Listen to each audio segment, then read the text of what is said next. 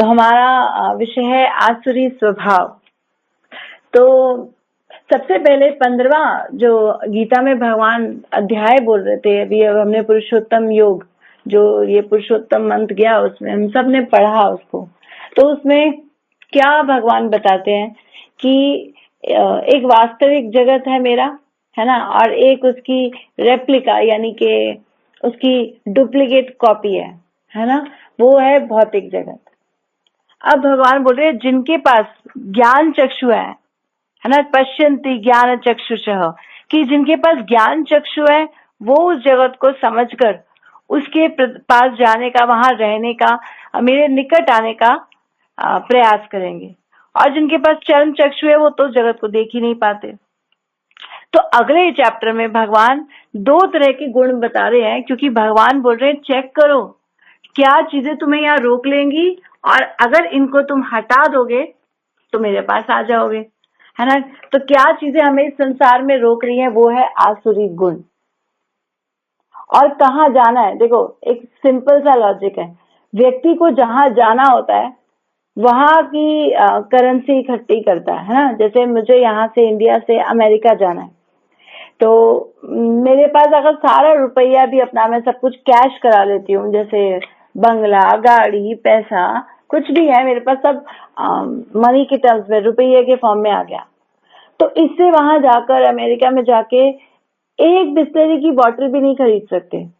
आपको डॉलर्स चाहिए, है ना, वहां पर करेंसी डॉलर्स चल रही है। तो डॉलर्स चाहिए, उसको मनी एक्सचेंज में जाके चेंज कराना पड़ेगा, तब वहां जाके कुछ खरीदा जा सकता है ना। नहीं तो यहाँ पे हो सकता है बहुत वैल्यू, भारत में उसकी बहुत वैल्यू है, लेकिन भारत के बाहर उसकी वैल्यू 0 हो गई, है ना। जहां मुझे जाना है वहां उसकी वैल्यू नहीं है। तो इसी प्रकार से भगवान बोल रहे हैं दैवी और आसुरी स्वभाव है। दैवी गुण है जो तुम्हें वहां लेकर आएंगे मेरे पास, जो जिस जगत का मैं वर्णन कर रहा हूँ वो मेरे पास आने के लिए बहुत ही अनुकूल है ना। मोक्ष, भगवान गीता में भी बोलेंगे आगे कि ये तो मोक्ष के लिए जो है अनुकूल है। और आसुरी गुण ऐसे हैं जो यहाँ पर बांधेंगे, इस संसार में तुम्हारी जड़ें और पक्की करेंगे, पहले ही बहुत पक्की है ना। अश्वत्थ 15वें अध्याय में बोलते हैं भगवान, अश्वत्थ वृक्ष है, अश्वत्थ का मतलब बरगद का, अश्वत्थमेनम सुविरूढ़ मूलम, सुविरूढ़ मतलब बहुत ही पक्की इसकी रूढ़ जड़ें हैं, सुविरूढ़ मूलम, मूल मतलब जड़। तो ये अश्वत्थ का पेड़ है और इसकी जड़ें बहुत ही कस के पकड़ी हुई है। इतनी जल्दी बरगद का पेड़ कभी गिरता नहीं है हवा आंधी से जल्दी, क्यों? क्योंकि उसकी टहनी उसकी और जड़ें बनाती रहती है। टहनी ऊपर से आती है, नीचे गिरती है और जड़ें बना देती है, फिर ऊपर से आती है, जमीन में जाती है दूसरी, तो पता ही नहीं चलता कि ये पेड़ की असली जड़ कौन सी थी, कहाँ से शुरू हुआ। अश्वत्थमेनम सुविरूढ़ मूलम।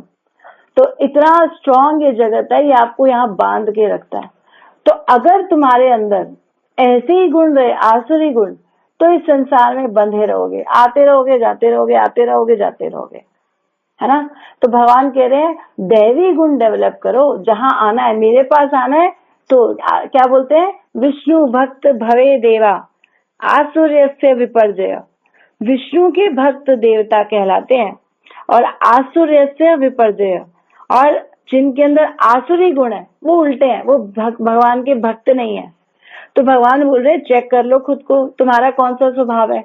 पहले क्या होता था सतयुग में कि ये दोनों अलग अलग प्लैनेट्स पे रहते थे, अलग अलग लोक पे, है ना। देवता अलग रहते थे अलग रूप में, और आसुरी स्वभाव वाले ये अलग।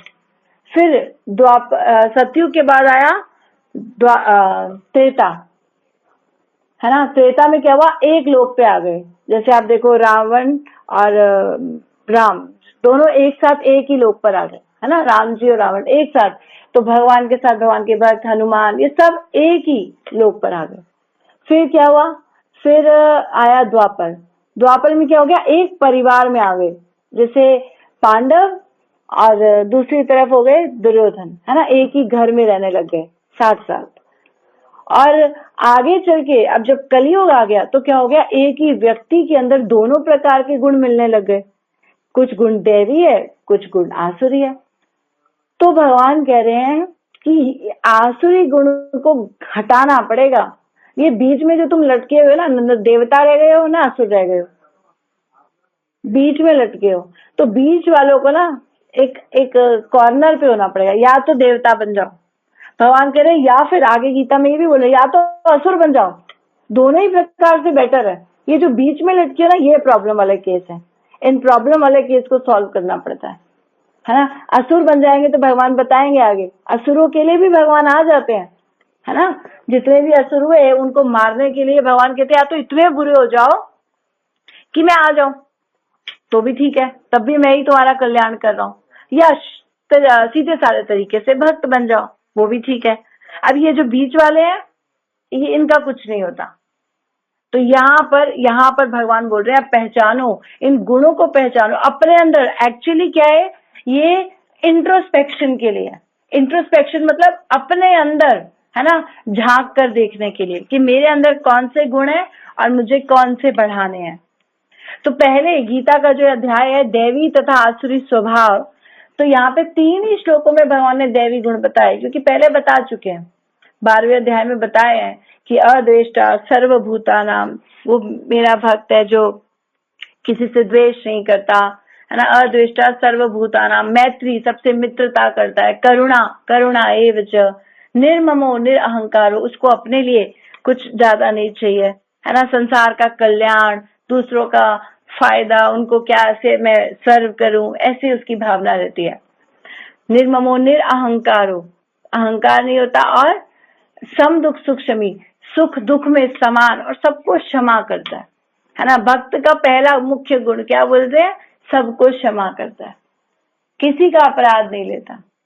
बाहर संसार में भी प्रचार पे जाता है तो कितने लोग अपराध करते हैं, चलते फिरते लोग उसको कितना बला भरा बुरा बोलते रहते हैं, लेकिन फिर भी भक्त सहन करता है कि मैं अगर अपराध दूंगा तो बेचारे का, और है ना, कृष्ण और नाराज हो जाएंगे। तो भक्त कभी अपराध नहीं लेता। हाँ, भक्तों के चरणों के प्रति अगर आप कुछ कर भी देते हो तो भक्तों के चरणों की रज आपको भले माफ ना करे, लेकिन भक्त का गुण है कि वो नहीं लेता, है ना। इसीलिए वैष्णव अपराध से बचना चाहिए, क्योंकि भक्त नहीं ले रहा, लेकिन आप जो उसके प्रति सेवा कर रहे हो और उसमें अपराध करते हो तो गड़बड़ हो जाती है। तो भगवान माफ नहीं करते, भगवान वो अपराध ले लेते हैं, है ना। इसीलिए भगवान को भक्त अतिशय प्रिय। तो भगवान कह रहे मेरे प्रिय बनो ना, क्यों आसुरी स्वभाव वाले बनते हो। तो इसीलिए भगवान गीता के 4थे श्लोक से आसुरी स्वभाव का एंड तक वर्णन कर रहे हैं। आसुरी स्वभाव वाले ऐसे हैं, वो ऐसे हैं, उनको ये करना है, उनको ऐसे करना है। तो अब हम देखेंगे कि वो कैसे उनके गुण है और कैसे कैसे उनके आगे आगे प्लान्स बनते रहते हैं, उनकी योजनाएं कैसी होती है। ठीक है, तो यहाँ से हमारा शुरू हो रहा है गीता के 16वें अध्याय का 4था श्लोक। तो भगवान सबसे पहले गुण बता रहे हैं। दंभो दर्पो अभिमानश्च क्रोध पारुषमेव च अज्ञानम च विधातस्य पार्थ संपद आसुरीम। क्या भगवान बोल रहे हैं, दंभ, दंभ का मतलब होता है कि दिखावा करना, है ना। जो चीज आपके अंदर नहीं है उसको आप बढ़ा चढ़ाकर दिखा रहे हो दुनिया को। दंभ, दर्प, सब एक जैसे ही है। अहंकार, घमंड, अभिमान, गर्व, सब मिले जुले। और क्रोध, गुस्सा, अज्ञान, है ना, शास्त्रों का वो सुनेंगे नहीं। पार्थ, भगवान बोल रहे ये जो सारी है ना, ये संपत्ति है आसुरी लोगों की, है ना। संपत्ति, संपत्ति, भगवान शब्द कितना सुंदर ले रहे हैं। संपत्ति मतलब उनके ये उनका गुण है, ये उनके असेट्स हैं जिसे वो संभाल के रखते हैं।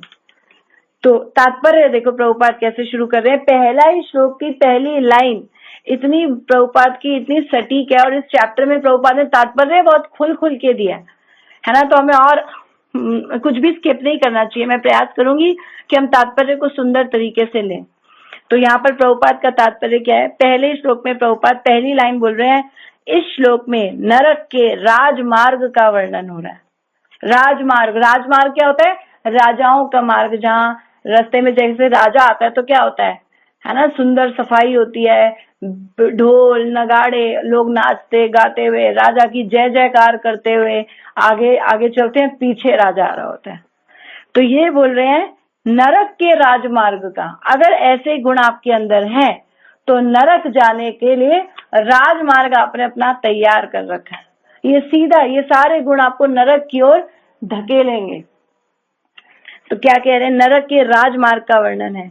आसुरी स्वभाव वाले लोग धर्म तथा आत्मविद्या की प्रगति का आडंबर रचते हैं। तो लगेगा आपको कि हो सकता है इनमें से कुछ लोग आपको धार्मिक जैसे लगेंगे, भले ही उनके सिद्धांतों का वो पालन न करते हो, तो लोग लगेंगे कि है लेकिन अंदर से पालन नहीं करते। वे सदैव किसी शिक्षा या प्रचुर संपत्ति का अधिकारी होने का दर्प करते हैं। दर्प मतलब दिखावा। वे चाहते हैं कि अन्य लोग उनकी पूजा करें और सम्मान दिखलाएं, भले ही वे सम्मान के योग्य ना हो, है ना। तो ये भगवान ये बता रहे हैं कि ये दर्प, अभिमान, गर्व, या तो देखो एक तो होता है कि हमारे पास है ना, हमारे पास बहुत संपत्ति है और हम उसका दिखावा कर रहे हैं।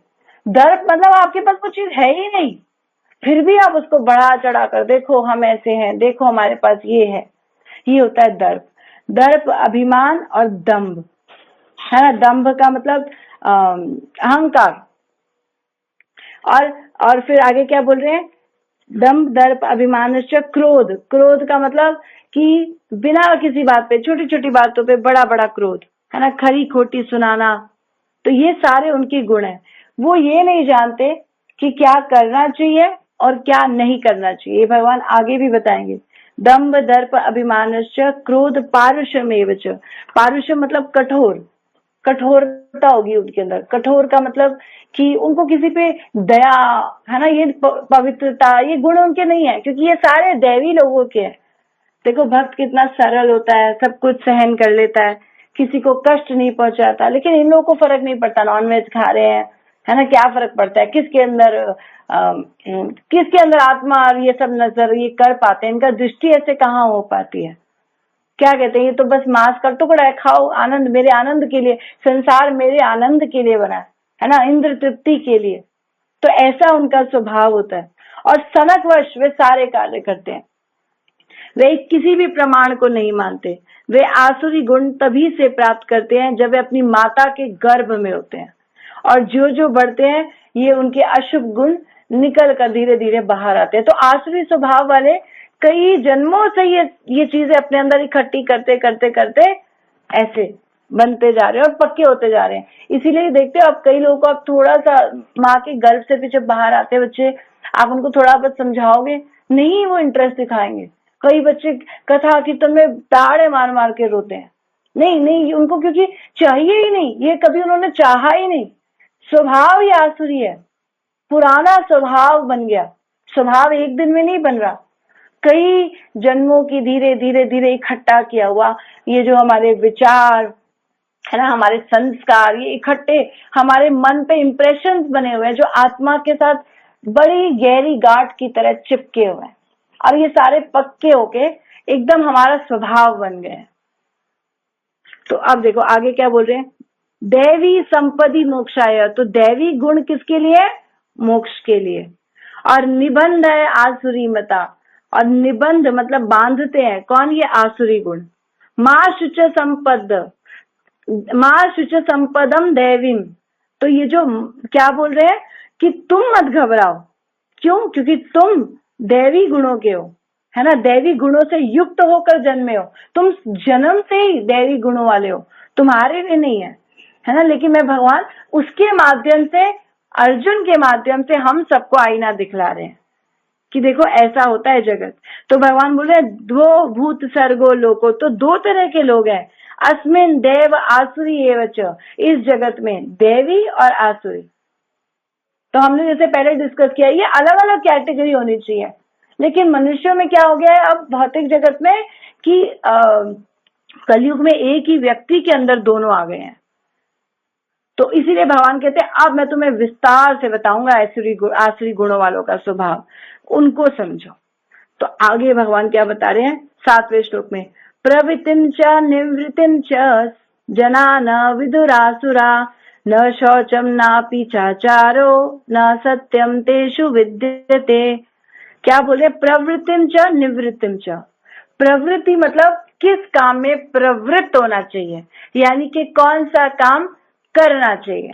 और निवृत्तिंच मतलब नहीं करना चाहिए, निवृत्त हो जाओ, छूट जाओ, इससे अलग हो जाओ। तो क्या करना चाहिए और क्या नहीं करना चाहिए। जना न विदुरासुरा, तो ये जो आसुरी लोग होते हैं ना, वो ये नहीं समझ पाते। उन न विदु, विदु मतलब नहीं जानते वो लोग, उनको समझ में नहीं आता क्या सही तरीका है ना। जीवन में थोड़े से उथल पुथल होते हैं, कष्ट आते हैं, उनको समझ में नहीं आएगा क्या करना है। न शौचम ना पिचाचारो न सत्यम तेषु विद्यते, न वो पवित्र होते हैं, न उनका उचित आचरण है, न सत्य उनके अंदर है। तो देखो, भक्ति सिद्धांता एक बहुत सुंदर एग्जाम्पल बताते हैं। ये उपाख्यान उपदेश में क्या बोलते हैं कि एक व्यक्ति भूखा है ना, तो वो क्या करता है, उसको उसके पास उसको भोजन खा लेना चाहिए, है ना। जैसे गरीब लोग होते हैं तो वो क्या करते हैं, पेट में गीला कपड़ा बांध लेते हैं। गीला कपड़ा बांधने से कस के पेट को दबा दो तो थोड़ी देर के लिए ना भूख शांत हो जाती है। और अगर ऐसे व्यक्ति को कोई दूसरा व्यक्ति आके भोजन दे और वो कहे नहीं नहीं मैं बिजी हूँ, मैंने पेट को बांधा हुआ है, अभी अभी अभी नहीं कर सकता, अभी मेरा ध्यान कहीं और है, तो इस समय उसके कष्ट का कारण था वो भोजन, और उसको वो ले लेना चाहिए। लेकिन उसको समझ में नहीं आएगा, वो लेगा नहीं, मुझे नहीं चाहिए, ये नहीं चाहिए, मुझे अभी ये काम करने दो। तो क्या करना है, उसको भोजन खाना है, ये उसको समझ में नहीं आ रहा, है ना। और उसको पेट को कस को दबाने की जरूरत नहीं है, वो कर रहा है, ऐसी उसकी बुद्धि होती है। तो भगवान बोल रहे हैं कि ऐसे ही ये आसुरी लोग हैं, इनको समझ में नहीं आएगा क्या करना है। जीवन में थोड़ी सी कष्ट, कठिनाई, थोड़े कष्ट कुछ आएंगे ना, तो ये आर्टिफिशियल मेथड्स ढूंढते हैं। आर्टिफिशियल मेथड में क्या देखेंगे कि कोई है ना, किसी की सलाह ले लेते हैं, जिनको खुद ही नहीं पता है, पहले तो उन लोगों की सलाह लेते हैं। अंधा गता अंधगी उपमाना तंते स्वतंत्रा उरुदामनी बद्धा, उन लोगों की सलाह लेते हैं जिनको खुद कुछ ज्ञान नहीं है ना। वो खुद ही संसार के बंधनों से बंधे हैं, वो आपको मुक्ति और सही मार्ग दिखला ही नहीं सकते, गलत जगह चूज करते हैं। या क्या करेंगे, किसी बाबा बापू के पास चले जाएंगे, मुझे अंगूठी नगीना कुछ पहना दो, मेरी है ना ये काम नहीं बन रहा है, इससे मेरा सॉल्व हो जाए, ऐसा करेंगे। और टोना टोटका, ये मुझ पे जादू है ना, कोई मंत्र फूक दो। कई लोग झाड़े पे चले जाते हैं कि झाड़ा कराने से ठीक हो रहा है, ये हो रहा है। तो भगवान बोल रहे कि वो आर्टिफिशियल मेथड्स पे भागते हैं, है ना। मोटिवेशनल स्पीकर्स, मैं थोड़ा डिप्रेशन में चला गया हूँ, कुछ बताएंगे अच्छा, अरे क्या अच्छा बताएंगे, वो बोलेंगे be positive, but how to be positive, कैसे होना है वो कौन बताएगा। मैं नकारात्मक मेरी सोच हो रखी है, मैं परेशान हूँ, मैं कैसे पॉजिटिव हो जाऊं। आप बोल रहे हो पॉजिटिव, तो पॉजिटिव हो जाऊंगा। कुछ ऊंची शिक्षा, है ना, आत्मज्ञान देना पड़ेगा, आत्मबुद्धि, बुद्धि को आत्मा में फिक्स करना पड़ेगा, तो वो तो दे नहीं पा रहे हैं। और बातें करेंगे बी पॉजिटिव, बी पॉजिटिव, हाँ तो मैं बोलूंगी yes I am feeling, I am feeling, और हम उनके संग में रह के सोचते हैं कि हो रहा है, और जब घर आते हैं तो वैसे के वैसे। तो आर्टिफिशियल मेथड्स पे चले जाएंगे। और एक्चुअली में क्या करना है, भक्ति, एक भक्त जो मार्ग दिखा रहा है वो करना है, लेकिन वो हमसे पकड़ा नहीं जाता। तो आसुरी गुण है हमारे अंदर। भगवान ऐसे ये आईना दिखा रहे हैं, चेक करो तुम ये करते हो। अगर तुम ये बाबा बापू टोना टोटका है ना और जादू और इन सब पे बिलीव कर रहे हो कि ये नाम से ज्यादा श्रेष्ठ है, तो आसुरी गुण है। और अगर इन पे कर रहे हो तो दैवी गुण है ना। भगवान ऐसे बता रहे हैं। तो देखते हैं प्रभुपाद क्या लिख रहे हैं। प्रत्येक सभ्य समाज में कुछ आचार संहिताएं होती हैं जिनका प्रारंभ से पालन करना होता है। विशेषतया आर्यगण जो वैदिक सभ्यता को मानते हैं और अत्यंत सभ्य माने जाते हैं, यानी कि जो आर्य हैं, इनका पालन करते हैं। किंतु जो शास्त्रीय आदेशों को नहीं मानते वे असुर समझे जाते हैं। इसीलिए यहाँ पर कहा गया है कि असुरगण न तो शास्त्रीय नियमों को जानते हैं, न उनमें इसके पालन करने की प्रवृत्ति पाई जाती है। एक तो उनको पता ही नहीं है, न उनको पालन, फिर पालन कहाँ से पता होगा। तो नियम ही नहीं पता तो उसको फॉलो कैसे करेंगे। और उनमें से अधिकांश इन नियमों को नहीं जानते। और जो थोड़े लोग जानते भी है, मान लो कोई जानता भी है थोड़ा बहुत, हाँ मैंने देखा है, मुझे पता है, मेरी दादी बताती थी ये करना चाहिए था, है ना, कुछ लोग ऐसे भी होते हैं, उनमें इनके पालन करने की प्रवृत्ति नहीं पाई जाती। जैसे हिरण्यकशिपु हिरण्याक्ष के मरने पे बड़ा सुंदर ज्ञान दे रहा है ना, कि ऐसे करना चाहिए, आत्मा जो परिवार के लोग हैं तिनके के समान है क्या ज्ञान दे रहा है, मैं श्लोक नहीं बता रही, आपको अर्थ बता देती हूँ। वो बोलते हैं कि जैसे पानी के बहाव में तिनके इकट्ठे होते हैं और फिर अलग हो जाते हैं, दूसरी लहर आती है तो अलग हो जाते हैं, फिर दूसरी जगह एक ग्रुप बन जाता है, फिर अलग हो जाते हैं, तो बार बार ऐसा होता है ना। ऐसे ही ये संसार है, लोग मिलते हैं, आते हैं, जाते हैं, बिछड़ जाते हैं, नए परिवारों में चले जाते हैं, सब नया। और फिर भाई के प्रति उसको द्वेष आ रहा है कि मेरे भाई को मार दिया तो भगवान से द्वेष कर रहा है। तो वही अभी तो इतना बड़ा आत्मा का ज्ञान दे रहा था। तो ये ज्ञान की, इसे कहते हैं शुष्क ज्ञान, सूखा ज्ञान, है ना, कि कुछ अंदर नहीं गया, मेरे को क्या कर रहा है, ज्ञान शास्त्रों का खोल कर बैठे हैं, लेकिन मेरे लिए क्या है इसमें ये समझ में नहीं आ रहा, मुझे क्या करना है। तो इसे कहते हैं शुष्क ज्ञान। तो वो कह रहे हैं उन्हें ना तो वैदिक आदेशों में कोई श्रद्धा होती है, न ही उनके अनुसार कार्य करने के वे इच्छुक होते हैं। तो असुरगण न अंदर से न शौचम न पवित्र होते हैं, है ना। वो क्या बोलेंगे कि नहाने की क्या जरूरत है, मैं तो फ्रेश हूँ, रात को ही नहाकर सोया था, है ना, सुबह ऐसे ही जा सकता हूँ काम पर। कई लोग ऐसे करते हैं, सर्दी में कम नहाएंगे, है ना, 2-3 दिन में एक बार नहा लेंगे, या खाली खुशबू सेंट मार के बस फ्रेश हो गए हम। तो ये लोग बोल रहे हैं, ये सारे ऐसे ही लोगों के गुण है, दंत मंजन करके, है ना। एक बार मैं एक लेक्चर सुन रही थी, उसमें एक प्रभु जी बताते, कहते जब हम कॉलेज में थे तो बहुत बच्चे ऐसे थे, ब्रश करना भी जरूरी नहीं समझते थे, कुल्ला करके मुंह धोया, चलो जी क्लास में चलो सीधा, क्योंकि रात को लेट नाइट पार्टी से आते हैं, उठते लेट है, तो क्लास का टाइम हो रहा है, तो ऐसे ही करना पड़ता है। तो आसुरी स्वभाव है। और बाल बनाकर, है ना, वस्त्र बदल कर शरीर को स्वच्छ रखें। तो मनुष्य को चाहिए ये सब काम करे, लेकिन वो बाल बड़े रख रहे हैं, है ना, और शरीर साफ नहीं है, अंदर भी स्वच्छता नहीं है, बाहर भी स्वच्छता नहीं है। तो भक्त क्या होते हैं, अंदर से भी स्वच्छ और बाहर से भी स्वच्छ, बार बार स्नान करेंगे, है ना, भगवान की सेवा से पहले चलो स्नान कर ले, स्नान नहीं किया कम से कम मंत्र बोलते हैं, ओम पवित्राय पवित्रो वा सर्ववस्थाम गतोपि वा यह स्मरेत पुंडरीकाक्षम स अभ्यंतर ब्रह्म अभ्यंतर शुचि। अंदर और बाहर से पवित्र होते हैं जब हम भगवान का नाम लेते हैं। तो किसी वजह से स्नान नहीं भी हो पा रहा कुछ, तो कम से कम मंत्र स्नान करते हैं, हरे कृष्ण महामंत्र स्नान करते हैं, नाम से स्नान करते हैं, है ना। तो वो सदैव पवित्र नामों का स्मरण करते हैं, नाम से ज्यादा पवित्र क्या है। तो ऐसे वो अंदर आंतरिक स्वच्छता करते हैं नाम से, और बाहरी स्वच्छता करते हैं स्नान से, है ना, नाम से और स्नान से। तो ऐसे, लेकिन जहां तक आचरण की बात है, मानव आचरण का मार्गदर्शन करने वाले अनेक विधि विधान है, जो मनु संहिता मानव जाति का अधिनियम है। तो मनुष्य को क्या करना चाहिए, वो है मनु संहिता।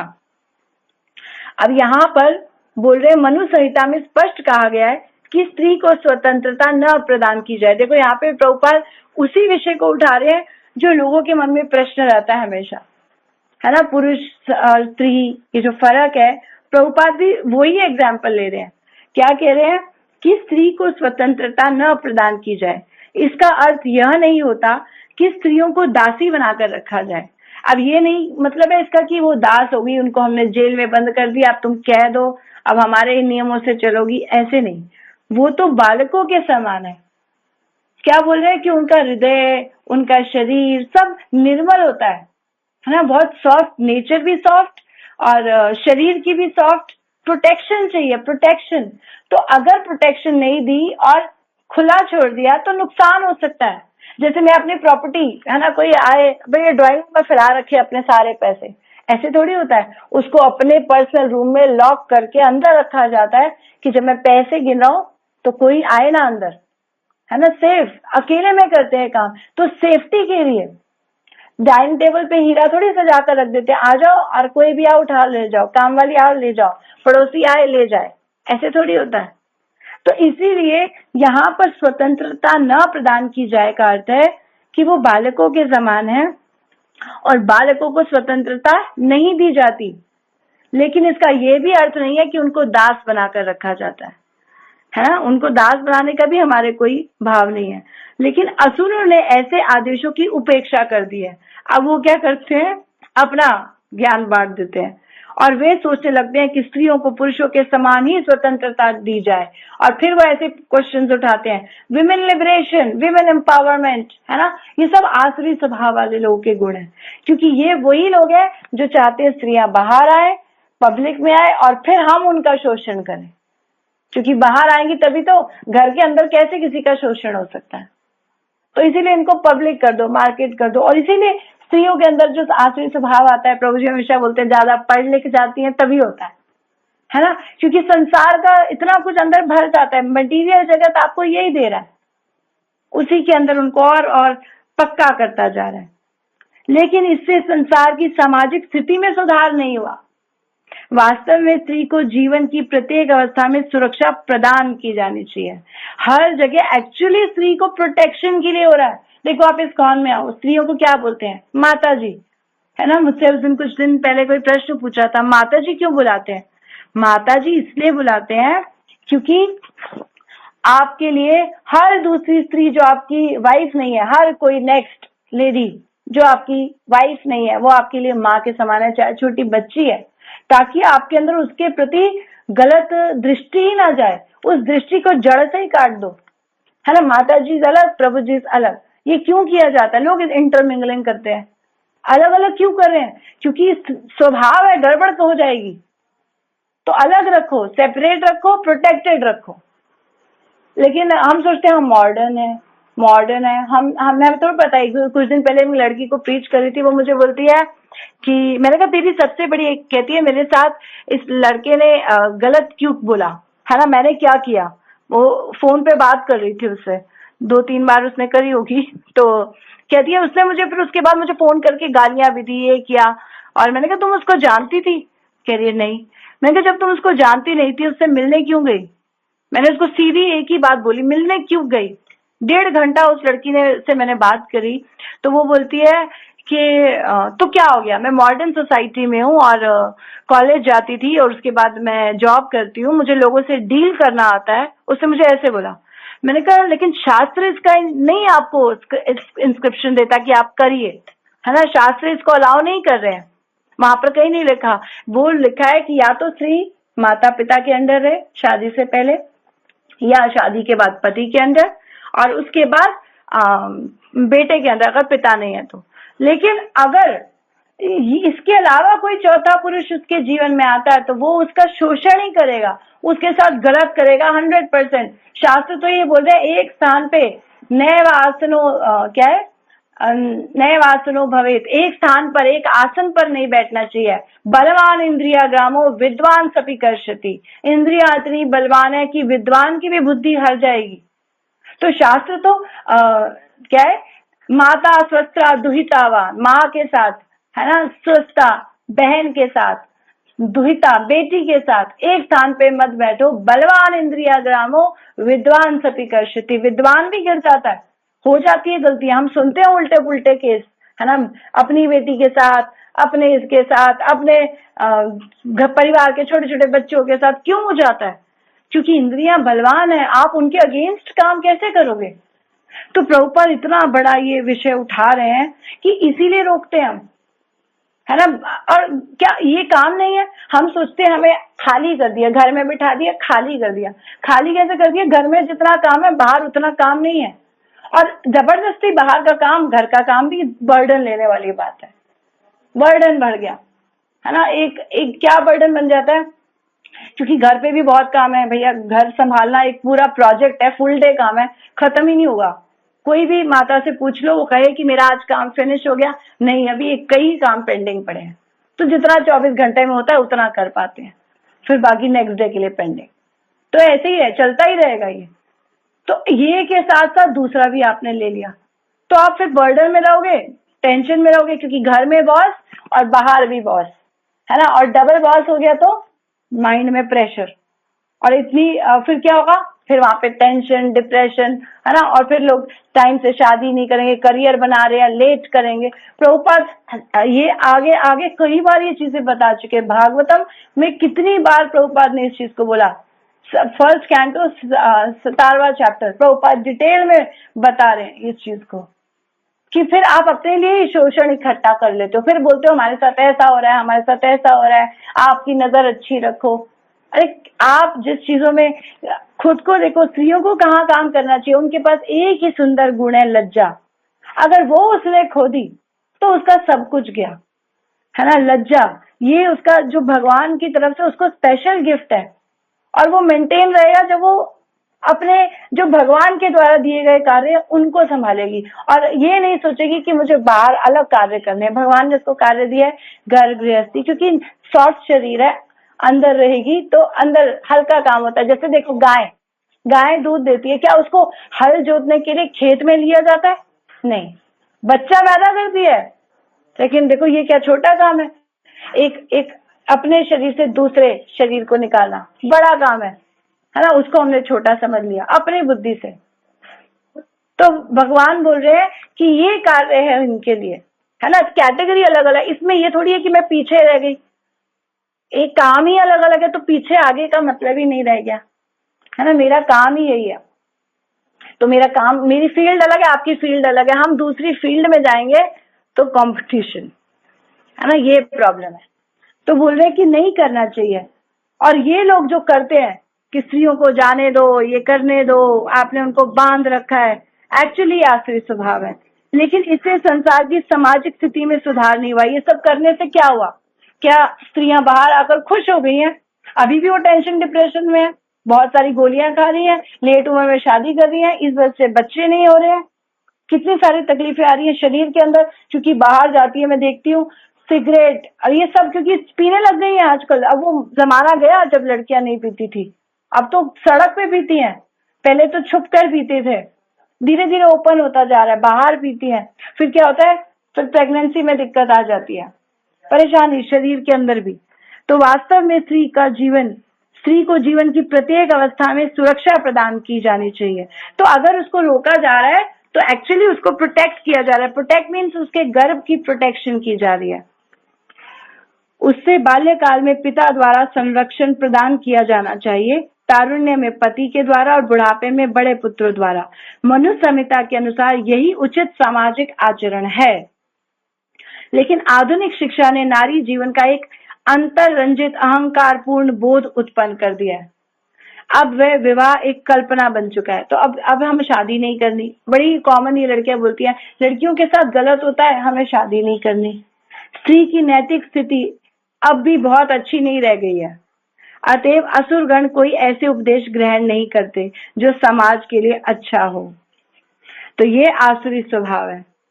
फिर आगे क्या कह रहे हैं? असत्यम अप्रतिष्ठम ते जगत आहुनि ईश्वरम अपरस्परम संभूतम किमन्य काम अहेतुकम। तो अब ये क्या कहते हैं? उनके और गुण, एक गुण बताया अभी ऊपर, देखो पहला ही गुण पे इतनी चर्चा हो गई। सोचो प्रभुपाद ने इतने बड़े बड़े पर्पस दिए हैं, मैं तो ये सोच रही हूँ 2 दिन में हो जाएंगे, चलो प्रयास करते हैं। असत्यम अप्रतिष्ठम च, असत्यम मतलब वो उनकी सोच कैसी होती है, वो सोचते हैं ये जगत मिथ्या है, एक दिन खत्म हो जाएगा, है ना। ब्रह्म सत्य, जगत मिथ्या, भगवान सत्य है, जगत झूठ है। झूठ नहीं है, टेम्पररी है। टेम्पररी मतलब कुछ समय के लिए, चेंजिंग है, बदल रहा है ना। मौसम बदल रहा है, व्यक्ति का शरीर बदल रहा है, बदलाव है, सब बदल रहा है यहाँ पर। तो ये बोल रहे हैं कि झूठ है। झूठ नहीं है, झूठ मतलब है ही नहीं, तो है तो सही, हम है तो सही, अस्तित्व है तो सही, है ना। तो वो बोलते हैं इसका कोई आधार नहीं है, और इसका नियमन किसी ईश्वर द्वारा नहीं होता, इसके लिए कोई भगवान नहीं है। उनकी ये सोच है, कोई आधार नहीं, मतलब वो इस चीज को नहीं मानते कि गीता में भगवान बोलते हैं कि मेरे द्वारा मया अध्यक्षेण प्रकृति सूयते सचराचरम, मैं प्रकृति की अध्यक्षता कर रहा हूँ और ये सारा भौतिक जगत मेरे द्वारा निर्देशित है। वो नहीं मानते, वो कह रहे ऐसा कुछ नहीं है। एक बिग बैंग थ्योरी समझा देते हैं। साइंटिस्ट जितने आप देखोगे क्या पढ़ाते हैं स्कूल में, सीबीएसई जो पढ़ाती आई है, जो अभी तक हम पढ़ते आए, क्या पढ़ते हैं? Big bang theory. Big bang theory क्या है कि एक इनफाइनाइट पार्टिकल था, उसका विस्फोट हुआ और सब कुछ चीजें बन गई। एक विस्फोट से सृष्टि हो गई। अरे विस्फोट से मतलब, एक छोटा सा एग्जाम्पल है, आपकी कुर्सी के नीचे अगर बम लगा दिया जाए, विस्फोट हो जाएगा, है ना। तो क्या सृष्टि होगी कि विनाश होगा? बड़ा कॉमन सा आंसर है, हर एक कोई बच्चा भी बता देगा बम फोड़ने से क्या होता है ना, विनाशकारी कार्य। लेकिन वो क्या बोल रहे हैं? विनाश से सृष्टि हो गई। तो जबरदस्ती की हिपोथेसिस देके लंबी लंबी थीसिस निकाल दी, ये है वो है, और बन गई जी, थ्योरी बन गई हमारी। क्यों? क्योंकि घर बार चलाना है, कुछ ना कुछ तो थ्योरी निकालनी पड़ेगी, तभी तो सरकार से पैसा मिलेगा। तो बिग बैंग थ्योरी झूठ, एक नंबर का बोगस फिलॉसफी। प्रभुपाद तो बिल्कुल इसको नकारते थे, और क्लियर कट कि ऐसा कुछ है ही नहीं। मतलब विस्फोट से कैसे सृष्टि हुई? इसका मतलब है कि एक दुकान में अगर बम लगाया गया तो बड़ा मॉल बन गया? नहीं हो सकता ऐसा। और विस्फोट से सृष्टि कैसे होगी? तो ये बोल रहे हैं, वो ऐसा सोचते हैं, अपरस्परम संभूतो किमन्य अहम हेतुकम। तो वो क्या बोलते हैं, उनका कहना है कि काम इच्छा से ये जगत उत्पन्न हुआ है, इसके पीछे कोई भगवान नहीं है ना? भगवान नहीं, सब चीजें नियम से चल रही हैं, देखना चाहिए, है ना? कैसे चल रहा है सोलर सिस्टम, कैसे अपनी जगह पे सारे प्लैनेट्स अपने ऑर्बिट पे चल रहे हैं। ऐसा तो कभी सुना है कि एक प्लैनेट दूसरे प्लैनेट से टकरा गया, मार्स और वीनस की टक्कर हो गई? नहीं, सब अपनी अपनी जगह सही तरीके से चल रहे हैं। और क्या बता रहे हैं, साइंस में हम कुछ चीजें समझ लेते हैं अपने हिसाब से, है ना? जितना हमको ठीक ठीक लग रहा है, हमारे हिसाब से जो ठीक ठीक है वो हम पकड़ लेते हैं। तो कभी ऐसा नहीं हुआ। और क्या चीजें सिस्टमैटिक चल रही हैं? एक बीज पेड़ में से, है ना, एक बीज गिरता है फल में से, फिर उससे नया पेड़, एक बीज के अंदर पूरा पेड़ है ना? यही एक एग्जाम्पल काफी है समझने के लिए। तो वो कह रहे हैं कि अपने आप हो रहा है। तो अपरस्परम संभूतो, तो उनका कहना है कि ये संसार परस्पर रहने से, यानी कि पुरुष और स्त्री के साथ रहने से, काम इच्छा से उत्पन्न हुआ है, और काम के अतिरिक्त कोई कारण नहीं है। तो वो ऐसा हमको समझा रहे हैं कि संयोग मात्र है, कि भाई केमिकल रिएक्शंस हो गए, है ना, और जीव उत्पन्न हो गया, परम्यूटेशन कॉम्बिनेशन हो गया, है ना? जैसे जिस प्रकार अनेक जीवित प्राणी अकारण पसीने से ही तथा मृत शरीर से उत्पन्न हो जाते हैं, उसी प्रकार ये सारा जीवित संसार, दृश्य जगत एक भौतिक संयोग से प्रकट हुआ है। तो उनकी ऐसी सोच है, उनको ये देखना चाहिए, अगर आपने सोचा हर चीज काम इच्छा से उत्पन्न हो रही है, मतलब कि सूर्य, है ना, ये क्या काम इच्छा से उत्पन्न हो गया? चंद्रमा, जल, नहीं नहीं, ऐसा नहीं है, सब कुछ काम इच्छा नहीं है।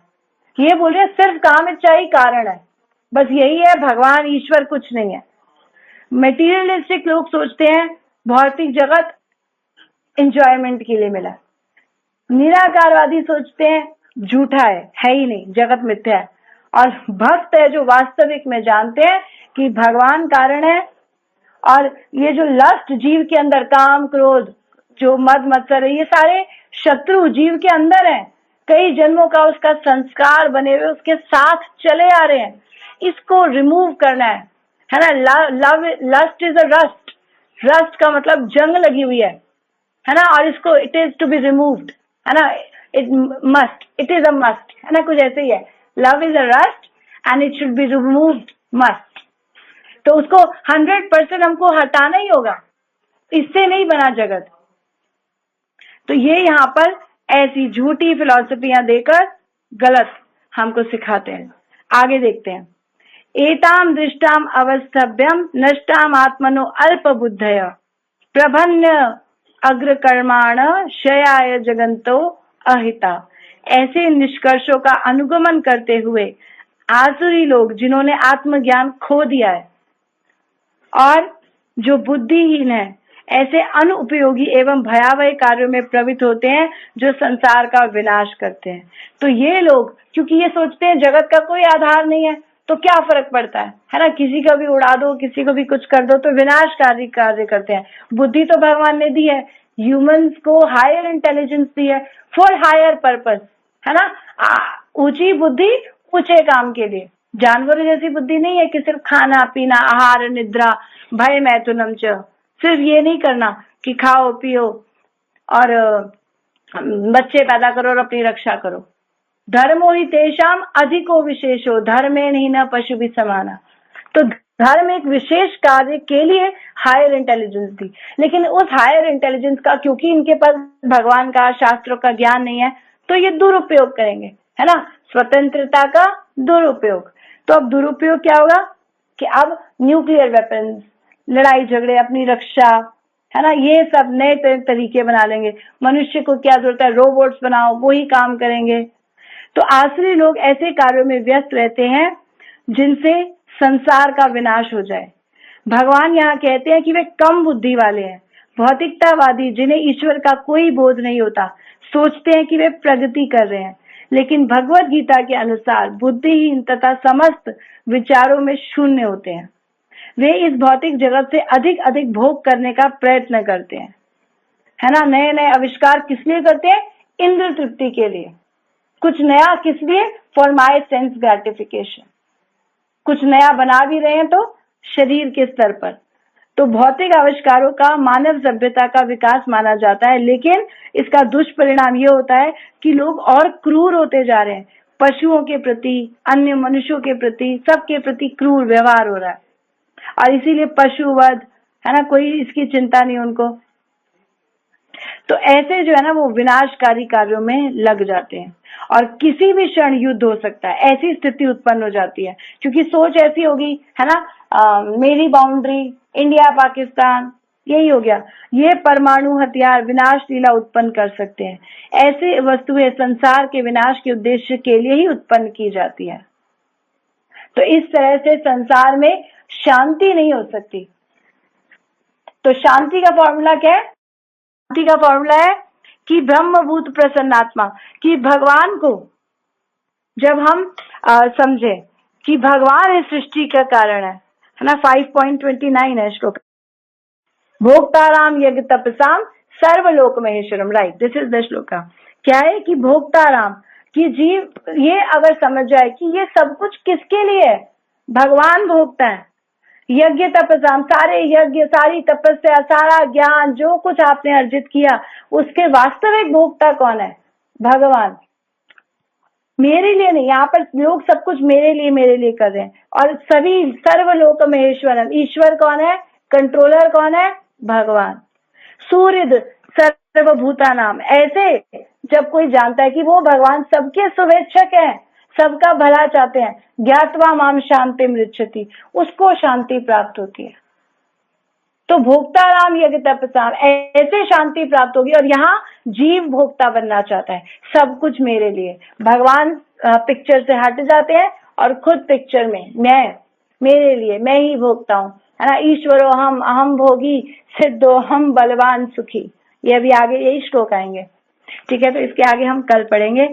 हमारा समय यही समाप्त होता है, देखते हैं। आप सभी भक्तों का धन्यवाद, और अगर मैंने कुछ त्रुटि की हो तो मुझे उसके लिए क्षमा कीजिए।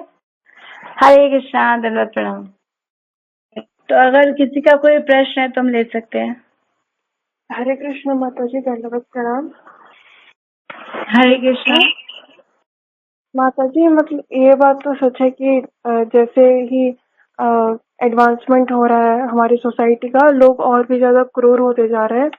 पर ये बात भी तो सच है ना कि साइंस एंड टेक्नोलॉजी अभी बहुत तेजी से ग्रो कर रहा है। मतलब उसके साथ हम खुद को कैसे कोप अप करके चले, और मतलब भक्ति भी खत्म ना हो, और हम मटेरियली भी जो एडवांसमेंट हो रहा है उसके साथ ठीक से कोप अप करके चल पाए।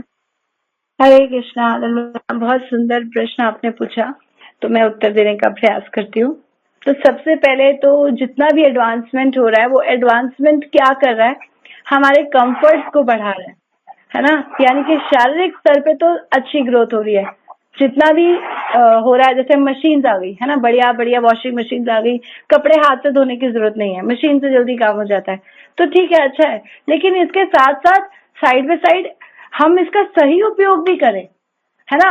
अगर हमारा समय बच रहा है उस मशीन के साथ कपड़े धोने में, तो उस समय को सही जगह कृष्ण की सेवा में यूटिलाइज करें, तब तो अच्छा है। लेकिन वो समय बचाकर स्त्रियां अगर टीवी में कबाड़ देख रही हैं, अपनी चेतना को और गिरा रही हैं, है ना, बच्चों के सामने ओपन हो रहे हैं, हम सोच रहे हैं मॉडर्न हो रहे हैं, और उनके साथ बैठ के टीवी में पिक्चरें गंदगी देख रहे हैं, तो उल्टा हम अपना संसार का बंधन बढ़ा रहे हैं। क्योंकि अगर जो एडवांसमेंट हुई उसका उपयोग क्या है? हर चीज एडवांसमेंट होनी चाहिए, ऐसा नहीं। अब हमारे पास भक्तों के पास बेस्ट क्वालिटी फोन होना चाहिए। ये नहीं है कि अब उनको पुराने जमाने का बन जाना है और उनको गाड़ी भी नहीं चलनी चाहिए, उनको पैदल जाना चाहिए। भैया उनको प्रचार के लिए सबसे ज्यादा बेस्ट चीज सप्लाई करनी चाहिए।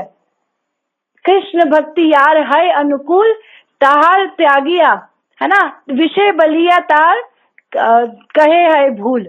विषय बोलकर उसको अगर हम सोचेंगे कि छोड़ देना चाहिए, छोड़ देना चाहिए, तो वो हमारी भूल होगी। ये सब चीजें हमें उपयोग करनी है।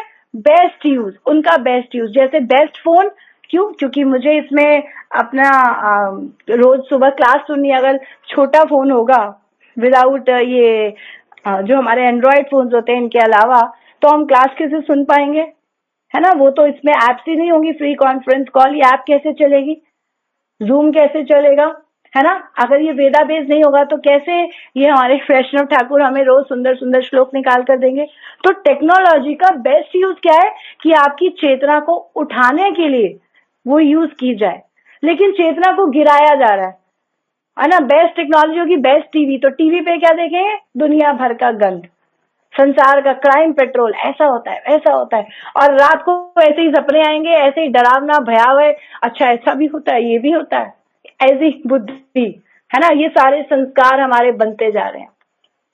लेकिन इनका बेस्ट यूज क्या है, चलो जी इस पे रामायण चलाएं, है ना। कितना सुंदर, जब लॉकडाउन था रामायण कितनी सारी दुनिया ने देखी, जिसने बच्चों ने कभी देखी नहीं थी वो उन लोगों ने भी देखी, और पूरा ध्यान उसमें, है ना, कितना कुछ सीख लिया। तो इसीलिए टेक्नोलॉजी का बेस्ट यूज होना चाहिए, लेकिन उसका गलत यूज हो रहा है, ये विनाशकारी है। तो चीजें हैं तो उसका यूज करो। गाड़ी बेस्ट होनी चाहिए। प्रभुपाद अगर प्लेन पे ट्रैवल नहीं करते तो कब अमेरिका जाते, कैसे जाते। पहली बात तो शिप से जाए, चलो गए, शिप से गए, लेकिन अब बाद में समय बचा तो फ्लाइट से भी गए, है ना। तो अब कैसे जाएंगे, पैदल जाएंगे क्या अमेरिका। तो टेक्नोलॉजी है लेकिन उसका यूज जाना चाहिए। तो यूज के लिए शास्त्रों का आधार होना चाहिए। शास्त्र अगर बुद्धि सही देंगे ना कि हमको कैसे करना है, हमारे लिए क्या करनी है क्या अकरनी है, क्या करना है क्या नहीं करना, तो शास्त्र बोल रहे हैं धर्म को फॉलो करो, धर्म का प्रचार करो। तो सब कुछ का उपयोग, dovetail everything into Krishna consciousness, हर चीज का यूज कृष्ण की सेवा में उपयोग करना। प्रभुपाद एग्जाम्पल देते थे कि ये डिक्टाफोन, ये जो मैं रिकॉर्डिंग करता हूँ, ये मेरे पास है तो तभी तो आज प्रभुपाद की वाणी सेव है ना। नहीं तो हमारे पास कहाँ से प्रभुपाद के लेक्चर्स होते अगर उस समय प्रभुपाद आविष्कार का इस्तेमाल नहीं करते, है ना। तो हर चीज का इस्तेमाल आना चाहिए।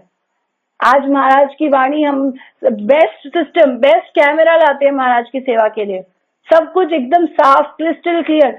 आने वाले समाज को, पीढ़ी को एक सुंदर दर्पण दिखना चाहिए कि क्या भक्ति है। तो उसका कहाँ से हम कुछ बचा पाएंगे अगर हम चीजों टेक्नोलॉजी को यूज नहीं करेंगे तो। ठीक है, क्या मैंने आपको उत्तर दिया। हरे कृष्णा।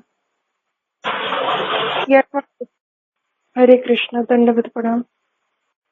हरे कृष्णा माता जी, मेरा एक और सवाल है।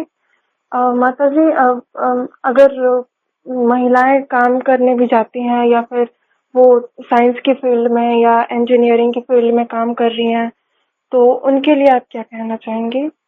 हरे कृष्णा, दंडवत प्रणाम। तो उनके लिए ये है जो मुझे समझ में आता है कि अगर वो कर रही है, उनको करना ही हो रहा है। वैसे तो शास्त्र बोलते हैं कि जरूरत नहीं है उनको बाहर जाने की, लेकिन मान लेते हैं क्योंकि आजकल का आधुनिक समाज है, सब पढ़ लिख गए, तो अगर आप कर भी रहे हो या किसी वजह से करना पड़ रहा है, तो जो भी कारण है आप उसका सही उपयोग ये कर सकते हैं कि जो उससे आप धन अर्जित कर रहे हैं वहां पर उसको सेवा में लगाएं।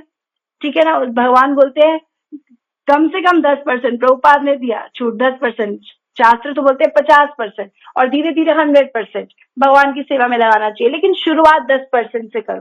तो 10% कम से कम उनको क्रिस्टल क्लियर अलग कर देना चाहिए। वैसे तो शास्त्र जो पहली चीज अगर डायरेक्शन देंगे, अगर उनका सब कुछ ठीक है तो उन स्त्रियों को बाहर काम करने की आवश्यकता नहीं है। अगर उनको कोई प्रॉब्लम नहीं है और उनके पास, महाराज मुझे एक बार बोल रहे थे, मेरा अपना एक्सपीरियंस है, बोलते कि अगर आपके जो पुरुष, जो पति होता है वो उसमें सामर्थ्य नहीं है ना, वो शक्ति में कमजोर है, और तो उसके सपोर्ट के लिए आपको जाना चाहिए, है ना। आपकी जो है बेसिक नेसेसिटीज भी पूरी नहीं हो पा रही तो आप काम करो। लेकिन अगर ये सब चीजें आपकी मैनेज हो रही है तो आवश्यकता नहीं है। और अगर हम मान लेते हैं कि अब हम ऐसी सिचुएशन में, क्योंकि हम इतना कुछ कर गए, निकल सकते हैं, छोड़ सकते हैं, तो छोड़ना बेस्ट है, क्योंकि चेतना का विकास करना बेस्ट, ये जो मनुष्य जीवन का मेन पर्पस है वो ये है कि हम धीरे धीरे धीरे कृष्ण भावना भावित होते चले जाएं, है ना। स्तर उठाना पड़ेगा जिस स्तर पे है। अगर इस फील्ड में रहेंगे तो ना स्तर की स्पीड बड़ी स्लो रहेगी, क्योंकि कभी कुछ घुसेगा कभी कुछ, और टेंशन में ही रहेंगे। देखा है मैंने, जो लोग जितना ये साइंस और इन सब फील्ड में रहते हैं थोड़े परेशान ही रहते हैं। पर चलो, अगर किसी वजह से उनको करना पड़ रहा है तो शास्त्रों का ज्ञान सुनते रहे और सेवा में धन लगाते रहे, और उस फील्ड को भी वहां पर जो जाते हैं, जितने लोग मिले, उनको उस दृष्टि से देखे कि इनको मैं क्या दे पाऊं, इनको मैं कुछ अपने एक्सपीरियंस से, शास्त्रों से जो पढ़कर सीखा है, कुछ प्रचार कर पाऊं। तो ऐसा अगर वो एनवायरनमेंट क्रिएट करे तो भी अच्छा है कि एटलीस्ट कृष्ण की सेवा में कुछ तो कर रहे हैं, है ना। तो इसीलिए एक तो होता है फुल टाइम करना, एक होता है पार्ट टाइम करना। तो दोनों तरीके ठीक है, जितना आपसे मैनेज हो पा रहा है उतना आपको करना चाहिए, ये मुझे समझ में आता है। हरे कृष्णा। हरे कृष्णा माता जी, दंडवत प्रणाम। हरे कृष्णा। हाँ जी, समर्पित गोपी, दंडवत प्रणाम। माता जी, मेरा ना एक क्वेश्चन है माता जी। जैसे कि आपने बताया कि मतलब जैसे कि 11th-12th को जब हम लोग बायोलॉजी पढ़ाते हैं तो माता जी उसमें मतलब एक क्वेश्चन, जैसे कि जो भी जैसे कि हमारी बॉडी, ह्यूमन बॉडी, उसका फॉर्मेशन कैसे हुआ है, या रिप्रोडक्शन चैप्टर होता है। और माता जी 5 to 10 मिनट्स या 15 मिनट्स हम लोगों के पास, जो मैं मतलब हमेशा एक्स्ट्रा निकालती हूँ हर क्लास के अंदर, सीनियर सेक्शन में। तो माता जी मैं उनको मतलब जैसे क्लासेस से हम सुनते हैं तो वो चीजें मैं उनको डेली मतलब बताती हूँ हर चीज के बारे में, क्योंकि वो इंटरेस्टेड भी होते हैं। बट माता जी जब हम अपने टॉपिक पर आते हैं मेन समझाने के लिए, तो मतलब क्रॉस क्वेश्चन हो जाता है, कभी कभी बहुत क्रिटिकल कंडीशन हो जाती है कि उसको कैसे हैंडल करें। तो माता जी प्लीज मुझे सजेस्ट कीजिए कि मैं उनको मतलब कैसे रिप्लाई किया करूँ फिर। हरे कृष्णा माता जी, धन्यवाद प्रणाम। हरे कृष्णा, दंडवत प्रणाम। तो देखो, मैं कैसे हैंडल करती हूँ, जब मैं अपने बच्चों को पढ़ाती हूँ तो उसमें कई चीजें मुझे पता है बकवास है, गलत है, लेकिन मैं उनको बोलती हूँ ये सिर्फ कोर्स के लिए जो तुम्हें आंसर लिखना है, लेकिन वास्तविकता है जो हमारे शास्त्र बता रही है, मैं साथ में उनको क्लियर करती हूँ हमेशा कि शास्त्र ये बता रहे हैं। वो सूर्य की उत्पत्ति कुछ भी हमको बता रहे हो, लेकिन वास्तविक सूर्य भगवान के आदेशों पर कार्य कर रहा है। तो मैं उनको ऐसे साथ में ये भी समझाती हूँ, दोनों चीजें, कि उनको ये क्लैरिटी हो कि ये जो मटेरियल जगत की पढ़ाई है ये सिर्फ किताबी है ना, लेकिन इसका वास्तविकता से कोई संबंध इतना नहीं है। तो ये उनको क्लैरिटी पिक्चर आपको देनी पड़ेगी, तब वो जाके ये उनका, नहीं तो उनका ये पढ़ लिख कर फिर यही बुद्धि रह जाएगी कि यही सब कुछ है, और फिर यही उनका फोकस हो जाएगा, और कृष्ण भावना भावित वो बुद्धि नहीं रह पाएगी। तो आपको दोनों चीजें उनको बतानी पड़ेगी कि ये जो है ना, ये भौतिक जगत में ऐसा माना जा रहा है, ऐसा सिखाया जा रहा है, सीबीएसई ने कोर्स में डाल दिया, ये सिर्फ कोर्स का ही मटेरियल है, लेकिन वास्तविकता कुछ और है। जैसे 84 लाख योनियां है, तो कोई किसी बुक्स में 84 लाख इतना एक्सप्लेन नहीं होगा। मैंने कहा इससे ज्यादा तो हमारे शास्त्रों में एक्सप्लेन है। तो मैं उनको ऐसे दोनों चीजें रिलेट करके बताती हूँ। तो ये अगर भक्त बच्चे ये सब सीखते हैं ना, बचपन से सुनते रहते हैं, तो बड़े होके उनकी बुद्धि बहुत ब्रॉड रहती है और वो सही गलत छांट पाते हैं।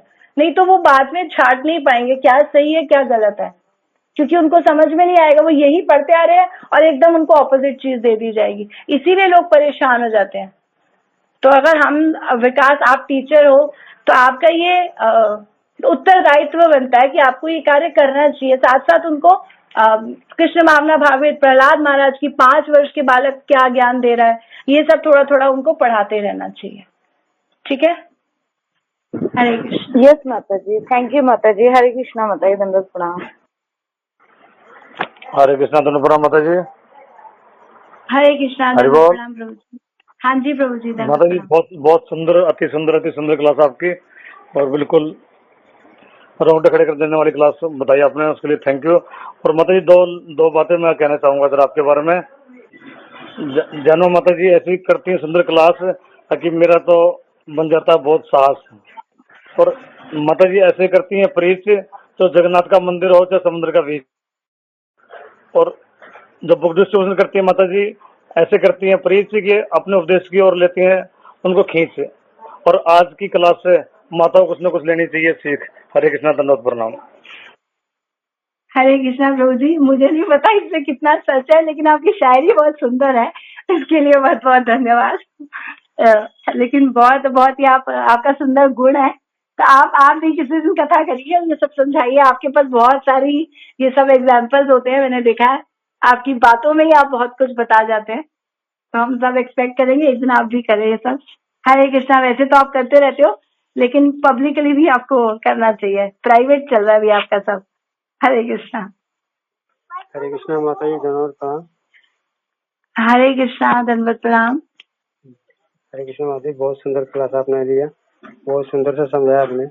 माता जी, जैसे बच्चों को हम कैसे मतलब कि समझाएं इनको कि वैसे तो लोग गीता भागवतम पढ़ते हैं, लेकिन उतना मन से लोग मतलब कि पढ़ते हैं, कंटिन्यू डेली गीता भागवतम शिला गोपाल जी सब पढ़ते हैं, लेकिन उतना मन से मतलब कि नहीं पढ़ते हैं, और कुछ दिखता भी नहीं कि पाठ में सब करते हैं। माला भी इनका उतना उसमें नहीं रहता है, कभी डांटूंगा तो एक माला दो माला करेंगे, उतना इनको उसमें मतलब कि इंजॉय जैसा होता है ना, वैसा ये लोग नहीं करता है लोग। तो इनको कैसे समझाया जाए? हरे कृष्णा, हरे कृष्णा, थोड़ा सा। हरे कृष्णा। तो प्रभु जी के लिए आप ऐसा कर सकते हैं कि उनको भक्तों के संग में, जैसे आप अकेले कर रहे हैं प्रयास, बहुत सुंदर प्रयास कर रहे हैं, तो आप उनको भक्तों का संग दें जो उनको किसी न किसी सेवा में लगा देंगे, जो उनकी क्वालिटी देखकर, है ना, उनको कुछ न कुछ ऐसा कार्य सौंपेंगे जो कृष्ण भावना भावित ही होगा। उससे उनका जो बुद्धि है वो भगवान की, उनकी एनर्जी, अपनी शक्ति सब सेवा में लग जाएगी। और फिर उनका अपने आप मन, जब इंद्रियां लगती हैं तो मन लगता है, तो उनको इंद्रियां उनकी लगाने के लिए भक्त उनको कोई ना कोई सेवा दे देंगे। तो आप उनको भक्तों के संग में, और सुबह ये मॉर्निंग, क्योंकि वो खुद पढ़ रहे हैं, हो सकता है जैसे स्कूल में बच्चा जाता है तो कोर्स बुक से कम बच्चे होते हैं जो पूरा पढ़कर समझ लेते हैं, उनको स्कूल की आवश्यकता नहीं है, ऐसे होते नहीं है बच्चे। कोई एक बिरला निकल आया, घर में बैठ के पढ़ रहा है खुद, उसको भी कोई पढ़ाने वाला चाहिए, है ना। घर में भी एक टीचर, होम ट्यूटर, माँ, कोई ना कोई चाहिए जो उसको समझा दे। तो इसीलिए ना वो खुद पढ़ रहे हैं, बहुत अच्छा प्रयास है उनका, ये उनकी एक असेट है कि वो खुद कर रहे हैं। लेकिन और भी अच्छा है कि उनको एक टीचर, भगवान बोल रहे हैं कि विधि तो यही है कि गुरु के पास जाओ, तद विद्धि प्रणिपातेन परिपृष्ठेन सेवया उपदेशन्ति ते ज्ञानम ज्ञानिनः तत्वदर्शिनः। तो एक तत्वदर्शी गुरु के पास जाएंगे ना, तो गुरु सेवा भी, प्रेम भी, और सब कुछ उनको ज्ञान भी देंगे, जिससे उनका विकास होगा। तो उनको किसी ऐसे, उनसे सीनियर, उनसे आगे ऐसे भक्तों से जोड़ दें, हमसे मिला दें, हम बात करते हैं, कोई सेवा दे देंगे उन बच्चों को, है ना। तो अपने आप ही वो सुंदर कार्य करेंगे, उनकी सुंदर प्रगति होगी। ऐसा कर सकते हैं प्रभु जी। हरे कृष्ण। हरे कृष्णा माता जी, धन्यवाद। हरे कृष्णा। किसी और का कोई प्रश्न है? हरे कृष्णा, दंडवत प्रणाम माता जी। बहुत बहुत सुंदर और अमेजिंग, माइंड ब्लोइंग, आई ओपनिंग क्लास थी। जब भी आपकी क्लास सुनती हूँ तो हर कोई चीज नई सीखने को मिलती है। जब मैंने कल टॉपिक देखा कि ये टॉपिक है, तो मेरे और मेरे एक फ्रेंड की उस पे डिस्कशन भी हुई। उसने बोला कि तुम्हें क्या लगता है कि इस टॉपिक के लिए तो तुम्हारे सामने कौन आता है? तो मैंने कहा मैं खुद आती हूँ, क्योंकि हमारा मन जो है, जिसे आप बोलते हो कि बहुत कूड़ा कचरा भरा होता है इसमें, तो यही है, यही असुरी गुण है, क्योंकि हमारा मन रज और तमोगुण से बहुत ज्यादा प्रेरित है, भरा हुआ है, और यही जो है वो असुरों को भी प्रिय है। तो कृष्णा को जो प्रिय है वो तो हम करते नहीं, वो तो हमें मन करने नहीं देता। तो मैं खुद ही एक असुरी स्वभाव की हूँ, ऐसे मैंने उनसे कहा था। तो मेरा एक सवाल था, मुझे काफी लोग ये सवाल पूछते हैं कि हमें सब पता है कि पॉजिटिव रहना चाहिए, भगवान पे भरोसा करना चाहिए, बट मन इतना निगेटिव है कि हम उन्हें ब्लेम करते हैं, क्रिटिसाइज करते हैं जो बुरा वक्त आता है।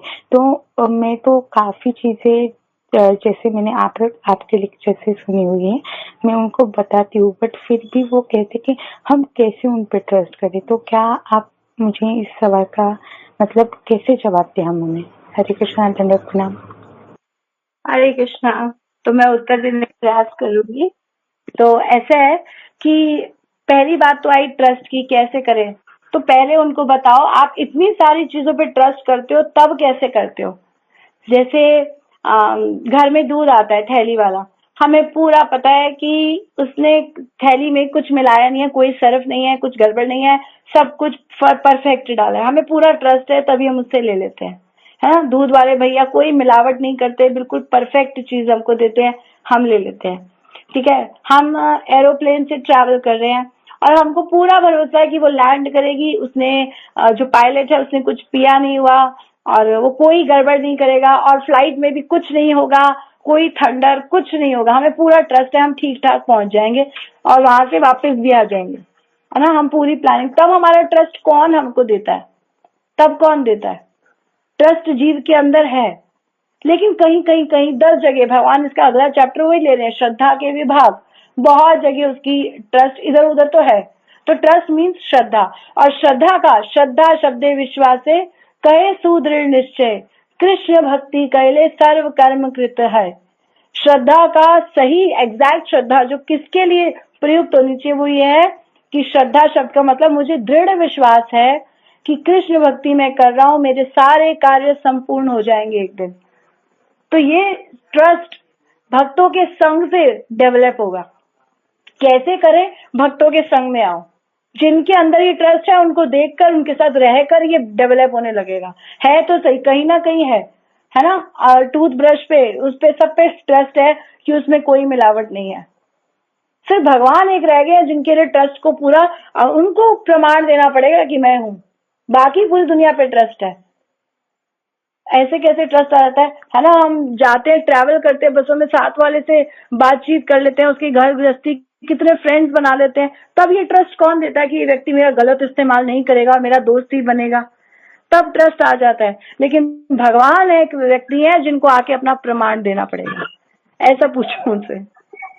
तो इसीलिए श्रद्धावान लभते ज्ञानम, जिसके अंदर श्रद्धा है उसको ज्ञान समझ में आएगा। तो ये श्रद्धा भक्तों के संग में रहने से धीरे धीरे धीरे बढ़ती रहेगी। तो भक्तों का संग उनको दो और शास्त्रों की समझ जब वो लेंगे तो ये श्रद्धा का विकास होगा। ठीक है, बाकी प्रभु जी अगर आ गए हैं तो जरूर इसमें कुछ ऐड करें, बहुत अच्छा रहेगा। हरे कृष्णा। हरे कृष्णा। हरे कृष्णा। हाँ जी। हाँ, तो ये जो फेथ है ना, ये फेथ एक्चुअली इसे कहते हैं, फेथ को कहते हैं हिंदी में क्या कहते हैं, फेथ मीन्स विश्वास तो कहते हैं, लेकिन एग्जैक्टली फेथ एक्चुअली सत्य के बाद आता है, सत्य से फेथ आया है। तो जब तक, क्योंकि हमारा किसी पे फेथ नहीं है, क्योंकि हमें सत्य नहीं पता, इसलिए हमारा फेथ नहीं है।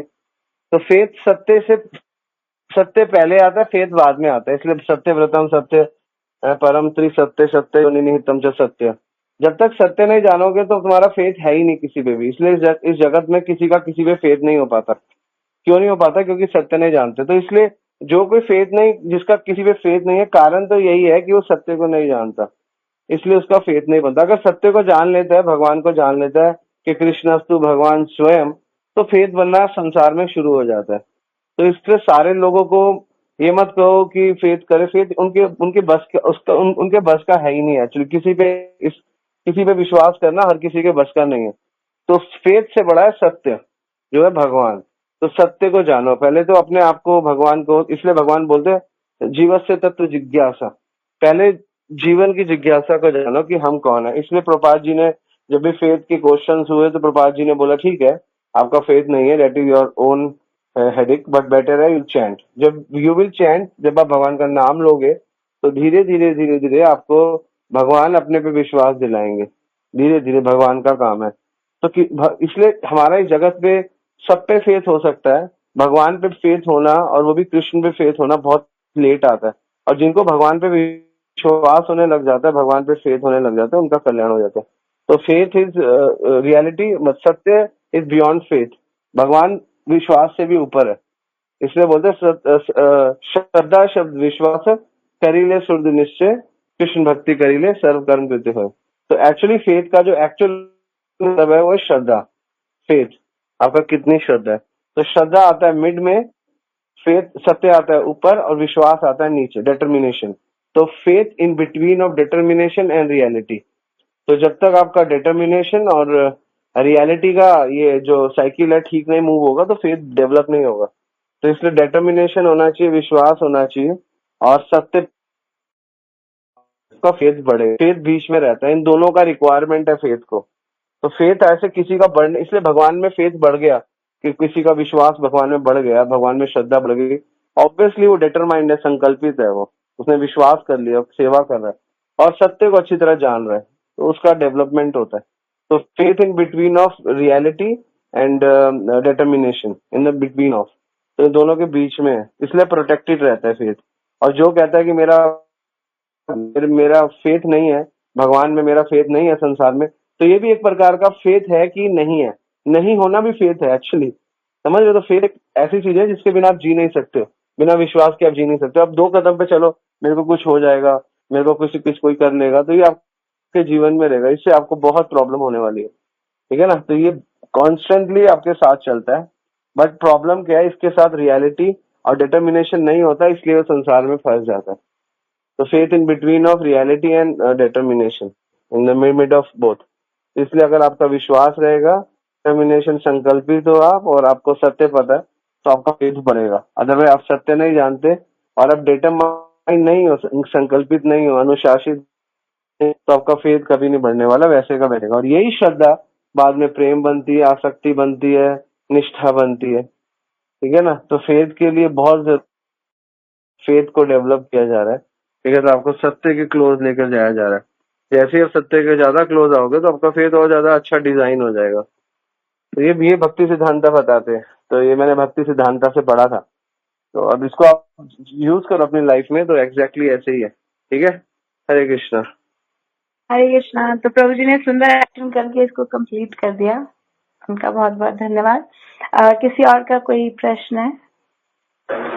हरे कृष्णा प्रभु जी महाराज जी। हरे कृष्णा। हाँ जी माता। दंडवत प्रणाम। मेरा प्रभु जी से एक सवाल है कि जैसे जो अमोघेल प्रभु जी का एक प्रवचन सुना था, उसमें वो बता रहे थे कि हम जो जीव है वो कभी हम गोलोक धाम गए ही नहीं, और हम गोलोक धाम गए नहीं, और हमारा ये प्रयास चल रहा है। तो इसके ऊपर थोड़ा सा एक डिबेट हो रहा था कि यदि हम गोलोक धाम गए ही नहीं तो भगवान कैसे कह सकते हैं श्लोक में कि ममे वांचो जीव लोके, तो हम आए कहाँ से हैं, या फिर हमारा पतन हो गया तो हमारा पतन कहाँ से हुआ है ना। तो प्रभु जी प्लीज, ये थोड़ी सी जिज्ञासा आ गई फिर मन में, प्रभु जी कुछ इसके ऊपर बताएंगे आप? हरे कृष्णा, दंडवत प्रणाम। हरे कृष्णा। प्रभु जी आपने क्या प्रश्न सुना माता जी का? क्या प्रश्न है, मैंने सुना नहीं। हरे कृष्णा प्रभु जी, दंडवत प्रणाम। प्रभु जी, हिज ग्रेस अमोघ प्रभु जी का एक लेक्चर सुना था, उसमें प्रभु जी बता रहे थे कि हम वो लिविंग एंटिटीज है जो कभी गोलोक धाम पहुंचे ही नहीं, हम कभी वहां पहुंचे ही नहीं, हम बस अभी प्रयास कर रहे हैं। तो उसके ऊपर एक डिबेट चल रहा था, तो कुछ कहने लगे कोई डिवोटी, यदि हम वहां पे पहुंचे ही नहीं तो फिर हम आए कहाँ से? भगवान कहते हैं ममे वाश जीव लोक सर्व जीव सनातन। तो हम यदि हम आए कहाँ से, फिर हमारा पतन कहाँ से होता है? जैसे हम कहा जाता है पतित आत्मा है, आपका पतन हुआ है, तो हमारा पतन भी कहाँ से हुआ है? तो प्रभु जी इसके लिए थोड़ी जिज्ञासा हुई, तो बताएंगे प्रभु जी आप इसका जरा आंसर? देखो, इसके लिए ना आपको प्रधान और प्रकृति दोनों की नॉलेज होनी चाहिए। पहले तो प्रधान जब होता है तो सारे जीव भगवान के अंदर चले जाते हैं, फिर जब प्रकृति होती है तो भगवान के। प्रभुपाद जी से ये क्वेश्चन 20 बार पूछा गया, एक बार में 20 बार, और प्रभुपाद जी ने इसका सीधा सा आंसर दिया जो हमको देना चाहिए, क्योंकि हम बात को फॉलो करते हैं। कहते हैं आप एक दलदल में फंस गए हो, आप कैसे आए, किसने धक्का दिया, वो निकालोगे, आप कैसे बाहर निकलोगे। तो पहले तो सोचो कैसे बाहर निकलोगे, बाहर निकल जाओ, फिर आपको सोचना चाहिए गिराया किसने, फिर उससे बदला लो या जो करना है करो। अभी तो पहले बाहर निकलो। तो ये जो कॉन्सेप्ट है ना, इसमें कौन हम कैसे फंसे, कैसे आए, ये कॉन्सेप्ट में आप ज्यादा घुसो मत, क्योंकि कैसे आए आपको कई, इसमें प्रोपाद के कई लेटर्स में ऐसा लिखा है कि हम भगवत धाम से गिरे, कई लेटर में लिखा है, प्रोपाद ने लिखा है कि हम गिरे ही, हम कभी गए नहीं। तो इसमें दोनों चीजें है, और ये वाला प्रश्न हमेशा एक साइंस बन के हमारे आगे आया, ठीक है ना। तो इसका लेकिन आंसर यही है कि आप एक जगह फंस गए हो, बाहर निकलने का सोचो, ये तो क्लियर हो गया। ये तो गीता में कृष्णा खुद बोल रहे हैं कि हम इस मृत्यु जगत में माम उपेते पुनर्जन्म दुखालय शाश्वतम। तो कृष्ण को नहीं लगा कि ये बताना चाहिए कैसे फंसे, प्रभुपाद को नहीं लगा कि बताना चाहिए कैसे फंसे, जब इनको नहीं लगा बताना कैसे फंसे, तो हमको क्या जरूरत पड़ी है? ये कृष्ण भगवान ने नहीं बताया कि हम कैसे फंसे। इच्छाएं हमारे पास है जिसकी वजह से हम इस संसार में आए हैं, ये भगवान बताते हैं। तो इच्छाएं हैं हमारे पास, उनको ठीक करना है, उनको ठीक करना है। That is more important for us. ये हमारे लिए और कुछ जरूरत नहीं है। आपको अपनी जरूरत पता होनी चाहिए बस। आपका मान लो आपका पति से या अपने बच्चों से या जिसका माता पिता से लड़ाई हो गई है, तो अब आपको सॉर्ट आउट करना है। तो सबसे इम्पोर्टेंट विषय ये है कि इसको सॉर्ट आउट करते हैं इस बात को। अब मैं जब भी हमारी किसी से लड़ाई होती है, मतलब पति पत्नी में, माता पिता, तो कहते हैं इस बात को खत्म करो पहले। तो आप उस बात को भी छोड़ दो, क्योंकि क्या है, और लड़ाई बढ़ेगी। तो देयर नो यूज एक्चुअली, मुझे नहीं लगता कोई यूज है। तो प्रभुपाद ने भी इसी बात को ज्यादा इंडिकेट किया कि फॉरगेट इट, कि कहाँ से आए कहाँ गए। और ज्यादातर कौन लोग इस बात पे डिस्कशन करते हैं, मैं आपको वो भी बता देता हूँ। ज्यादातर वो बात पे डिस्कस करते हैं जो ज्ञानी है। भक्त लोग क्या करते हैं, इस बात पे ज्यादा डिस्कशन नहीं करते। कभी कभी लोग आर्गुमेंट करते हैं, तो उनका ये जवाब है। तो इसका सही जवाब, फंस चुके हो बाहर निकलो। कहाँ से आए? धान का चार्ट है, आपके अनंत अनंत जन्म है, उनके ऊपर पूरा साइकिल है, वो बहुत लंबा साइकिल है। तो कहाँ थे, कैसे गिरे, तो बहुत ही बड़ा विषय है। It's a big topic actually, इसका अंत नहीं है। ये पूरा कंट्रोवर्सी दोनों एंड पे। मैं इस टॉपिक पे एक एंड से बोल सकता हूँ भगवान के धाम से गिरे हैं, और दूसरे एंड पे मैं इस पे बोल सकता हूँ कभी भगवान कई कई एग्जाम्पल से। तो ये ऐसा विषय है, समझ रहे हो? ये विषय बहुत ही खतरनाक विषय है। इस पे आप कुछ मत करो, क्योंकि आप अगर देखो तो जय विजय जो भगवान के पार्षद है, वो के असुर बन गए। क्या बन गए? रावण बन गए, कुंभकर्ण बन गए, हिरण्यकश्यप हिरणाक्ष बन गए, दंतवक्र शिशुपाल बन गए। भगवान के यहाँ पे आके फंस गए, और असुर, और भगवान से उनको मारम पीटी हुई। उन्होंने यहाँ पे आके भोग किए, भोग विलास में लगे रहे, राजा बनेंगे ये, और अनंत अनंत रानियां रखी रावण ने। सोचो एक, तो ये इतने भगवान के इतने सुंदर पार्षद, भगवान के इतने वंडरफुल पार्षद, कितना घनीन गलत काम कर रहे। तो इमेजिन, एक नॉर्मल व्यक्ति से ज्यादा भोगी बने वो। एक नॉर्मल जो भोगी होता है ना, उसके भी ज्यादा भोगी बने रावण। एक नॉर्मल भोगी से ज्यादा ऐश्वर्य का इच्छा रखी हिरण्यकशिपु ने। और दे आर द क्या कहते हैं, डिवोटीज ऑफ लॉर्ड विष्णु। तो उनकी ये स्थिति है। तो इसलिए आप देखो कौन कैसे गिरा, कितना गिरा, उससे कोई फर्क ही नहीं पड़ता एक्चुअली। आप गिर गए हो, आपको उठना है। अब गिरे हुआ व्यक्ति के लिए सबसे ऊंचा यही विषय है कि उठे, कैसे गिरा। और ये सारी क्यूरियोसिटी क्योंकि हमारे अंदर इसलिए है क्योंकि हमारा स्वभाव ही ऐसा है, भूल में जाना और उसमें मनन करना। इसलिए आई डोंट थिंक सो कि इस आंसर को प्रभुपाद ने कभी क्लियर करके दिया, ठीक है ना।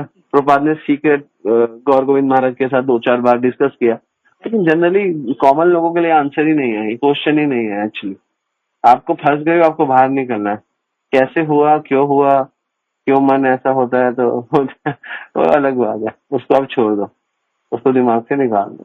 That is the best thing, ठीक है ना। तो take the shelter of shastras, और शास्त्रास यही बोलते हैं, भगवान यही बोलते हैं कि क्या बोलते हैं कि माम उपैते पुनर्जन्म दुखालय शाश्वतम, ब्रह्मांड भरमीते कोनो भाग्यवान जीव, गुरु कृष्ण प्रसादे पाए भक्ति लता बीज।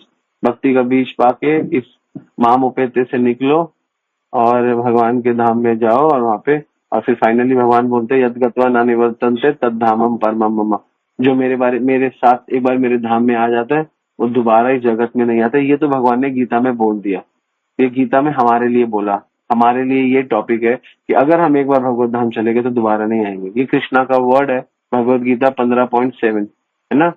न तत्भाष्यते 15.6, न तत्भाष्यते सूर्य न शशांको न पावक, यद गत्वा न निवर्तन्ते तद धामम परमम मम। मेरे पास आ जाओगे तो वापस नहीं जाओगे। तो इसका मतलब हम कभी गए नहीं भगवान के पास, अभी वापिस आए। लेकिन ये भी हो सकता है कि कभी गए हो, लेकिन हमारे अंदर गंदी इच्छा आ गई हो, तो वापिस आ गए। तो भगवान के धाम में गंदी इच्छा आती है क्या? वो भी एक पॉइंट है। तो बहुत सारे पॉइंट निकल के आएंगे, इसलिए हम कहाँ थे छोड़ दो। एक बार यहाँ से निकल जाओ, फिर आप फ्री हो जाओगे, ठीक है। हरे कृष्णा। जी प्रभु जी, हरे कृष्णा। प्रभु जी दंडवत प्रणाम। प्रभु जी बहुत सुंदर से आपने बताया कि हमें बस अपने एम के पास ध्यान देना चाहिए, ये बाकी गालियों के चक्कर में ना पड़े तो अच्छा है। जी प्रभु जी, थैंक यू सो मच प्रभु जी। हरे कृष्णा, कोटि कोटि दंडवत प्रणाम। हाँ, धन्यवाद। हरे कृष्णा प्रभु जी, दंडवत प्रणाम। हरे कृष्णा माता जी, दंडवत प्रणाम। हरे हरे कृष्णा। हाँ कृष्णा जी माता माता जी, जी। बोलिए, आपकी आवाज आ रही है। माता जी, मेरा प्रश्न है कि जैसे हम अध्यात्म से जुड़ने का प्रयास कर रहे हैं, कई बार हमारे आसपास भी इतनी नेगेटिविटी आ जाती है, इतनी आसुरी प्रवृत्ति के लोग आ जाते हैं कि हम मतलब जैसे उनको पीछ करने की कोशिश करते हैं या मतलब कुछ भी समझाने की कोशिश करते हैं, तो उनकी नेगेटिविटी इतनी होती है कि कई बारी हम खुद भी डिस्ट्रैक्ट हो जाते हैं ना माता जी। तो ऐसे आसुरी लोगों से या जो हमारे आसपास का माहौल है, उससे डील करना ना कई बारी बहुत कठिन हो जाता है। तो माता जी, उसको कैसे हम थोड़ा सा उनको अपने आप को भी स्टेबल कर सके और उनको भी थोड़ा सा कन्वर्ट कर सके, कैसे डील करें, बेसिकली मेरा प्रश्न ये है माता जी। हरे कृष्णा। हरे कृष्णा, दंडवत प्रणाम माता जी। मैं उत्तर देने का प्रयास करती हूँ, बाकी प्रभु जी कंप्लीट करेंगे अगर मैंने कुछ छोड़ा तो एक्चुअली पहले तो हम खुद अपने ऊपर थोड़ा काम करें, है ना। अगर खुद के ऊपर इम्प्रूवमेंट अच्छी होगी ना, तो हमारा इम्पैक्ट, जब प्रचार होता है ना, तो प्रचार भक्त के आचरण से होता है, उसके ज्ञान से नहीं। उसका ज्ञान उसके आचरण में वो अप्लाई करता है ना, तो लोग उससे प्रभावित ज्यादा होते हैं। ज्ञान है, ऑफ कोर्स ज्ञान चाहिए, लेकिन ज्ञान का इस्तेमाल जब वो अपने ऊपर करता है ना और उसके आचरण में बदलाव आता है, तो उससे सामने वाला प्रभावित होता है। तो अगर हम बाहर से ज्यादा खुद पर थोड़ा फोकस करें कि क्या कमी हम में रह गई, कि किस कारण से हम उनको क्या चीज नहीं बता पा रहे, है ना, तो वो चीज वो हमारे को हमारा बिहेवियर देख के जल्दी जज करते हैं। अगर हमारे अंदर भी कहीं ना कहीं कुछ आसक्तियां, कुछ ऐसी चीजें हैं, तो वो लोग वो चीजें पकड़ेंगे जो आप अलग कर रहे हो ना, थोड़ा सा वो देखेंगे और उसी को फॉलो करेंगे, और इस चक्कर में ज्यादा प्रॉब्लम्स क्रिएट हो जाती हैं। तो इसीलिए हमें खुद पे भी काम करना है, और थोड़ा थोड़ा जो सीख रहे हैं उसको बदलाव जब अपने ऊपर लाएंगे तो उसका इम्पैक्ट बाहर आएगा। ठीक है ना। जैसे शुद्ध हो जाएंगे ना, तो आचरण से, प्रभुपाद के आचरण से लोग प्रभुपाद से ज्यादा जुड़े, प्रभुपाद के ज्ञान से नहीं। प्रभुपाद बाहर गए, उन्होंने ज्ञान दिया, शुरू में लोगों को समझ में नहीं आया ये क्या बता रहे हैं, लेकिन प्रभुपाद का आचरण कैसे था, सभ्य, सरल, सॉफ्ट, तो लोग उनसे सीखने लगे ये क्या करते हैं, है ना। कीर्तन कर रहे हैं, बैठे हैं, फिर प्रसाद खिला रहे हैं, हमारे लिए बना रहे हैं, फिर बाद में खुद ही बर्तन धो रहे हैं, कल के लिए फिर इनवाइट कर रहे हैं। तो भक्त अपने ऊपर ना बहुत सारा शुरू में लोड लेता है, बहुत सारी, फिर धीरे धीरे धीरे जब वो लोग सीखने लगते हैं, क्योंकि वो लोग देखते हैं ये अकेले लगे हुए हैं, चलो हम भी सपोर्ट करते हैं, हम भी कुछ सेवा करेंगे। जब वो आगे बढ़ते हैं, उनके सेवा से फिर उनका शुद्धिकरण होगा, नाम लेंगे, हमारे साथ आएंगे, शुद्धिकरण होगा, और ग्रास्प करते जाएंगे। प्रभुपाद के साथ ऐसे ही किया लोगों ने, पहले उनका आचरण देखा, उनसे इम्प्रेस हुए, फिर उनसे ज्ञान लिया, और उसके बाद प्रभुपाद ने उन पर रूल भी किया, है ना, शासन। फिर प्रभुपाद ने उनको ये बोला ऐसे करो वैसे करो, और प्रभुपाद के इशारों पे वो लोग नाचे, तो वो भी एक स्थिति आई। शुरुआत में प्रभुपाद एकदम सिंपल और सॉफ्ट और एक प्रेम बांटने गए।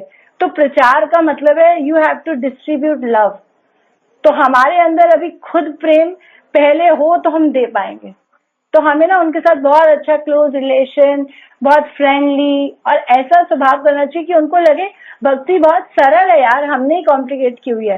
एक्चुअली भक्ति वास्तव में सरल है, लेकिन it is simple to be, it is difficult to be simple. सबसे बड़ी बात है हम इतने डिफिकल्ट है कि हम सिंपल हो नहीं पाते।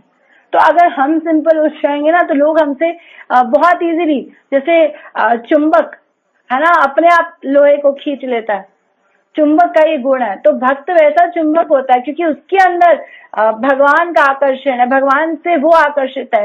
भागवतम बोलती है न पाद मूलम मुंचंती, भक्त वो है जो कृष्ण के चरण आश्रित कभी नहीं, चरण आश्रित कभी नहीं छोड़ते। तो भक्त लोग भगवान का आश्रय नहीं छोड़ते, और ऐसे भक्त का आश्रय बाकी दुनिया नहीं छोड़ते। तो वो अगर खुद भगवान के आश्रित रहता है, भगवान को समर्पित रहता है और लोगों को प्रेम बांटता है ना, द्वेष नहीं करता, भेदभाव नहीं रखता, तूने ये क्यों किया, तूने ऐसे क्यों किया, वो खुद भक्त अपने अंदर, भक्त खुद पे काम करता है, बाहर लोग उसके आचरण से खुद सीख जाते हैं। ये मेरा अनुभव है, और जितना मैंने समझा है, देखा है। अगर आप ज्यादा ज्ञान बांटोगे, कोई आपसे आपके ज्ञान से इम्प्रेस ज्यादा नहीं होने वाला। है ना। People don't care how much you know, people want to know how much you take care. ठीक है, आप उनका कितना, डिवोटी मीन्स डिवोटी केयर करता है ना। वो बहुत नरिश करेगा उन लोगों को प्रेम से, और किसी भी उनकी जो उनकी आवश्यकता होगी उससे, हर चीज में उनकी लाइफ में उनको हेल्प करने आगे बढ़ेगा। तो उस स्वभाव से उसके बाद जब वो कुछ भी देगा ना, कृष्णा ये जो भी ज्ञान जो उसको सेवा देगा, बड़ी इजीली लोग एक्सेप्ट करते हैं। आप प्रेम बांटो, लोग आपको एक्सेप्ट करेंगे। Best solution. प्रभुपाद ने प्रेम बांटा, ज्ञान नहीं। ज्ञान तो उन्होंने समय आने पे दिया, शुरुआत में प्रेम बांटा और फिर धीरे धीरे एक दिन उन पे रूल भी किया, है ना। प्रभुपाद के इशारों पर उन्होंने सब किया। हरे कृष्णा। यस माता जी, Hare Krishna, thank you so much. Hare Krishna, धन्यवाद, प्रणाम। हरे कृष्णा। हरे कृष्णा। हाँ जी उषा माता जी बोलिए। हरे कृष्णा माता जी, धन्यवाद, प्रणाम। माता जी मेरा भी क्वेश्चन ये है कि मैं किसी को बोल रही थी गीता के बारे में थोड़ा बहुत, जैसे मैं वैसे कोई इतना मेरे में सामर्थ्य नहीं मैं किसी को बोल सकती, लेकिन उन्होंने बोला कि गीता में 700 श्लोक तो है ही नहीं, गीता तो 17 श्लोक की है। जो बाली देश आपने सुना है क्या, वहाँ की जो है रियल है, वहाँ से रामायण ये गीता वहाँ की आप पढ़ के देखो, मैं आपको दे के दूँ। तो माता जी कह रही सब कुछ बना रखा है अपने आप से खुद से, तो माता जी ऐसे कैसे हम उनको समझा सकते हैं, या फिर हम पूर्ण रूप से हम इतने सक्षम भी नहीं हम उनको आंसर दे सकते। बट ये तो हमने देखा ना कि गीता में 700 श्लोक है, कृष्ण भगवान के द्वारा वो बोले गए। वो कृष्ण को भगवान भी नहीं मानते, कृष्ण भगवान को कहते वो महापुरुष हैं, वो भगवान नहीं हो सकते। हरे कृष्णा, हरि बोल। हरे कृष्णा। तो माता जी ये में श्रद्धा की कमी है, अभी इनकी श्रद्धा विकसित धीरे धीरे होगी, ऐसे नहीं होगी, क्योंकि ये लोग अभी पता नहीं कहाँ से क्या ज्ञान ले चुके हैं। एक गिलास जब भरा होता है ना, तो उसमें ऊपर से और पानी डालेंगे तो कुछ रुकेगा नहीं, पहले गिलास को खाली करना पड़ता है, फिर उसमें पानी भरा जाता है। तो इसी तरीके से इन्होंने कुछ भी अर्जित किया हुआ है, तो वो इनके अंदर अभी बहुत कुछ भर गया है, तो अब इसको खाली करने में समय लगेगा। वो खाली कैसे होता है, जब आप उसमें उनको हरिनाम और प्रसाद देते हो।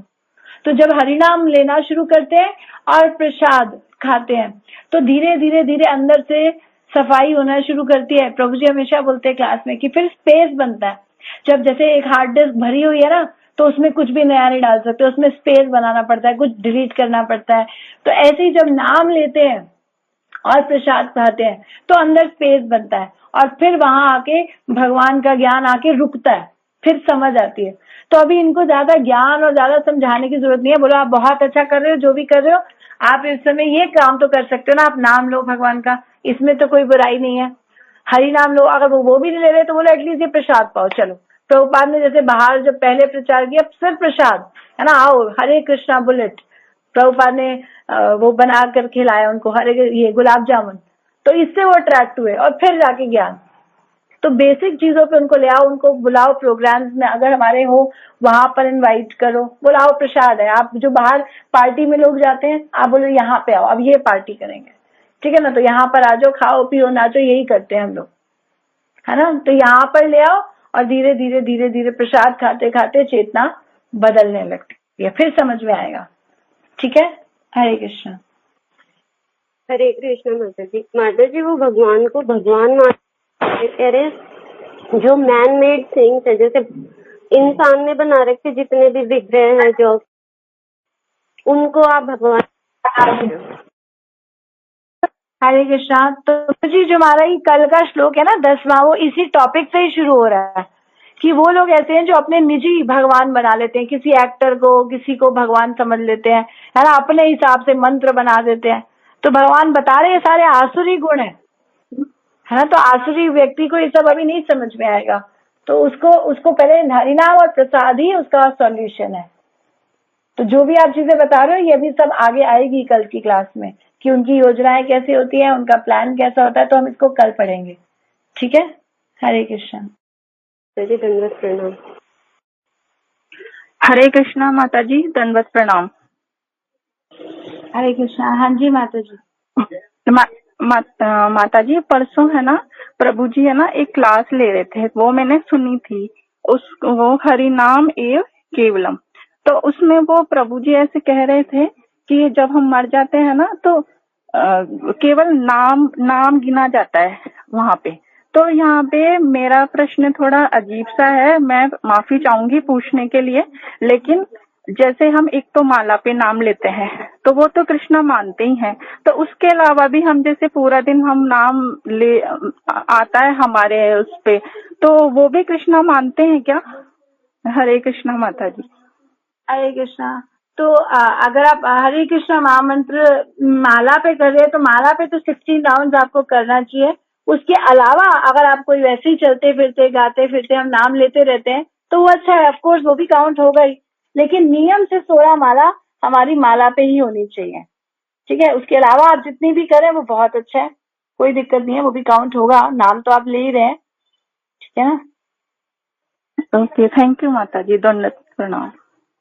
कृष्णा वही नाम आप जो 16 माला मन में लेते हो, ऊपर लेते हो, 16 माला से पहले जो भी आप नाम लेते हो कृष्णा कुछ कंसीडर नहीं करते। रीजन है उसके पीछे, क्योंकि भगवान ने एक नियम बनाया है, भगवान ने गुरु बनाया है, भगवान ने आपको सिस्टम दिया है। आप सिस्टम छोड़ के अपना करोगे, बाबा बापू की तरह रहोगे तो कृष्णा कहेंगे अपना दिमाग लगा रहा है, तो कृष्णा कहेंगे नाम ज्यादा ले लेगा, अपना दिमाग चलाएगा, नहीं करेंगे। 16 माला करो, माला पे करो, उसके बाद जो नाम होगा वो कृष्णा कंसीडर करेंगे, बिल्कुल करेंगे। मन में ले रहे हो, बाहर ले रहे हो, लेकिन कम से कम पहले इतना करो, क्योंकि ये भगवान की रिक्वायरमेंट है, गुरु की रिक्वायरमेंट है, उसको पूरा करो। ठीक है ना, अपने हिसाब से मत करो। अपने हिसाब से करोगे तो फिर आपको नंबर अपने हिसाब से आपको नंबर देना पड़ेगा। कृष्णा पेपर चेक नहीं करेंगे आपका, कृष्णा उनका पेपर चेक करते हैं जो बंदे, जो व्यक्ति, जो भक्त एज इट इज पहले फॉलो करता है गुरु की बात को, शास्त्रों की बात को। तो आपको कृष्णा पहले देखेंगे कि आप जब भी आपके नाम गिने जाएंगे, ठीक है, आपको थोड़ा बहुत जो नाम बिना सिस्टम से करते हैं उसमें भगवान भक्ति नहीं देते, उसको पुण्य देके काट देते हैं। ठीक है ना, आपने नाम लिए पुण्य दे देंगे, 2 4 5 करोड़ दे देंगे, अच्छा घर दे देंगे, सुंदर बीवी दे देंगे, बच्चे दे देंगे, ठीक है, खत्म करो। अपने आपको नहीं देंगे, ये बात पक्की है। पहले पूरा नियम से आओ, शास्त्रों को एज इट इज फॉलो करो, भक्तों को गुरु ने जो कहा है उसको फॉलो करो, उसके बाद वो करोगे, उसके बाद जो मन से करोगे कृष्णा सब कुछ ले लेंगे, आपका भक्ति में ऐड कर देंगे। नहीं तो बिना माला के करोगे, अपने आप अपने मन से करोगे तो कृष्णा देंगे, क्योंकि आपने नाम लिया, ऑब्वियसली देंगे, लेकिन देंगे पुण्य। अगला जन्म देंगे, करोड़पति के यहाँ जन्म देंगे, लखपति बना देंगे, करोड़पति बना देंगे, सुंदर शरीर दे देंगे। अपने आप को कभी नहीं देंगे, अपना धाम नहीं देंगे, याद रखना। जब तक आप शास्त्र और गुरु को फॉलो नहीं करोगे, शास्त्र गुरु साधु को फॉलो नहीं करोगे, कृष्णा नहीं देंगे। शास्त्र को एज इट इज फॉलो करो, पुण्य मिल जाएंगे आपको, इसलिए पुण्य बहुत मिलेंगे, बहुत। लेकिन आपको, आप सोचो आपको कृष्ण भक्ति मिल जाएगी, नहीं। कृष्ण भक्ति रस भावितो मति यदि कुतोपि लभ्यते तत्र लोल्यम अपि मूल्यम एकम। लोल्यम लालच, लालच होना चाहिए। कौन सा लालच है? शास्त्रों को फॉलो करने का लालच। अनन्य भक्ति होनी चाहिए, अनन्य कृष्ण का नाम होना चाहिए, सदैव कृष्ण का चिंतन होना चाहिए। पहले उस पे आ जाओ, उसमें फिक्स हो जाओ, सटीक हो जाओ, उसके बाद कृष्णा फिर आपके। अगर आप ये कर रहे हो, गुरु फॉलो कर रहे हो, शास्त्र फॉलो कर रहे हो, उसके बाद आप मन से नाम लो, तो सब कृष्णा भक्ति में कंसिडर कर लेंगे, आपको बहुत कुछ देंगे। बस initially you have to chant on the beats. आपको शुरू में माला पे ही माला करनी है, ये नियम है।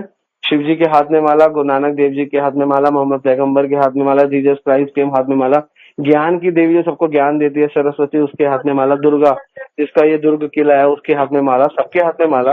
Y you are not carrying mala? Why we are not carrying mala? You will have to follow as it is. ठीक है, हरे कृष्ण। हरे कृष्ण प्रभु जी। प्रभु जी, ये ना नियति की फ्रेंड है, उनकी मम्मा है, तो ये बहुत अच्छे से नियम भी सारे फॉलो करते हैं और 8 राउंड्स भी करते हैं, ये नियम से शास्त्रों को भी अच्छे से फॉलो कर रहे हैं। Very good. कृष्णा, फिर कृष्णा आपका सब ले लेंगे। ठीक है ना, आप राउंड कर रहे हो, यू आर चैंटिंग 8 राउंड्स, तो Krishna will accept you. Okay, friend है, उनसे भी करवाती है माला।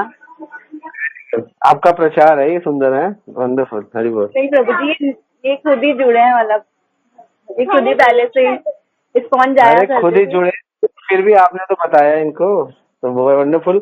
आप माला करते रहो, मन से भी करो, कोई बात नहीं, लेकिन आप कुछ ना कुछ राउंड्स माला के ऊपर करो। ठीक है ना, 4 round, 8 round, 10 round, 15 round, 16 round करो, फिर आप करो, फिर फायदा है, वरना फायदा नहीं है। केवल मन से करना और ऐसे करना, फिर नहीं। अगर आप ऐसे करते हो फिर मन से करते हो, then it's okay, it's fine. Okay, Hare Krishna. Hare Krishna प्रभु जी, मैं एक बात कहूंगी कि अभी है ना 2-3 दिन पहले है ना मुझे इन्होंने एक माला की थैली दी थी। तो जब से मुझे इन्होंने माला की थैली दी ना, उस वक्त पता ही नहीं ऐसा क्या हुआ कि मैंने 16 राउंड्स कर लिए उस पे। पहले मैं 8 राउंड्स करती थी और मैं फिर 16 राउंड्स करने लगी। तो अब मैं 16 राउंड्स माला करती हूँ। तो हरे वेरी गुड। कृष्णा प्रभु जी। हरी बोल, हरी बोल। हम आएंगे ना जयपुर, आप मुझसे मिलना, ठीक है? हमसे मिलना। हरी बोल। हरे कृष्णा दंडवत प्रणाम माता जी। आज की संडे स्पेशल क्लास होगी क्या? हरे कृष्णा, मैं आपसे बात करती हूँ इस बारे में ना थोड़ी देर में। हरे कृष्णा माता जी, दंडवत प्रणाम। हरे कृष्णा, दंडवत प्रणाम। माता जी, मेरा एक क्वेश्चन था, अगर हम किसी से बहुत ज्यादा काइंडली बात करते हैं तो उन्हें लिबर्टी मिल जाती है कि वो हमसे कैसे ही बात कर सकते हैं, तो थोड़ी बाउंड्रीज रखने के लिए थोड़ी रूडनेस दिखानी पड़ती है, तो वो ठीक है क्या? हरे कृष्णा। हरे कृष्णा। इसमें डिपेंड करता है कि वो कौन है ना। सबसे पहले तो हमें ये देखना पड़ेगा वो कौन है। तो अगर हमसे छोटे हैं और हमें उनको शिक्षा देनी है, तो कुछ हद तक उनको सिखाने के लिए, जैसे माता पिता बच्चे को डांट सकते हैं, थोड़ी रूडनेस दिखा सकते हैं, गुरु शिष्य को सिखाने के लिए डांट सकता है। तो उनका हमसे क्या रिलेशन है, वो इसको कैसे ग्रास्प करेंगे, वो डिपेंड करता है। लेकिन अगर एक जनरल स्वभाव में कोई व्यक्ति है वो जो आपको नहीं इतना समझता, वो आपकी रूडनेस को क्यों स्वीकार करेगा, है ना। तो इसीलिए हमें ही देखना पड़ेगा हमारा उनके साथ संबंध कैसा है। हम ऊंचे हैं, बड़े हैं, वो बड़ा है, वो छोटा है, तो उस हिसाब से उसके साथ बिहेव करना पड़ेगा। बड़ों को सम्मान, छोटों को प्यार और बराबर वालों के साथ हंसी मजाक, ये होता है सही व्यवहार। ठीक है, हमारे साथ उल्टा पुल्टा हो जाता है, हम किसी के साथ रूड हो जाते हैं, किसके साथ सम्मान और किसका प्यार सब गड़बड़ होता है, तो फिर हमारी बात की वैल्यू नहीं रहती है। तो इसलिए हमें ये देखना चाहिए कि जिसको हम सिखा रहे हैं वो कौन है। ठीक है, हरे कृष्ण। ओके माता जी, थैंक यू सो मच। हरे कृष्ण, दंडवत प्रणाम। हरे कृष्ण माता जी, दंडवत प्रणाम। माता जी, चैट बॉक्स में भी प्रश्न है। 1 मिनट पढ़ती हूँ मैं। कृष्णा जी का नाम साकेत भी है क्या, या अयोध्या का नाम साकेत है सिर्फ, और इसका मीनिंग है क्या?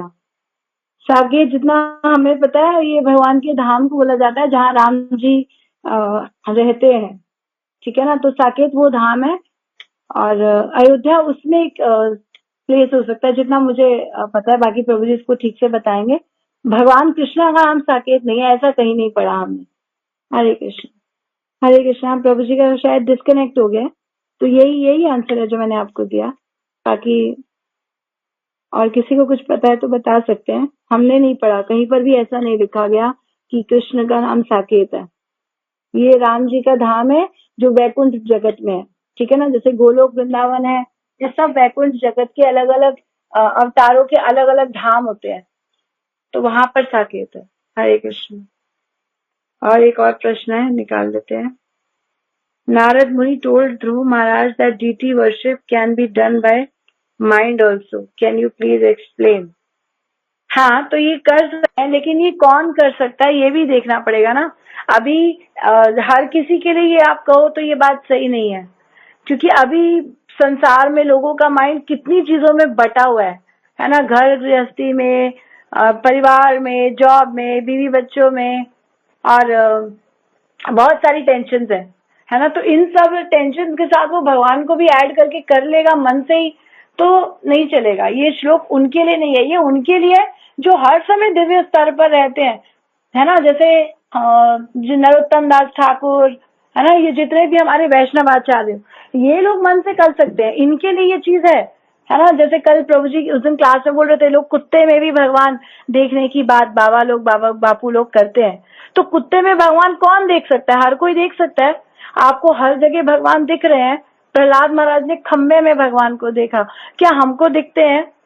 तो ये चीज सब पे लागू नहीं होती। 90% लोग ऐसे नहीं है, मुश्किल से गिने चुने 1%, बल्कि 99.9% लोग ऐसे नहीं है।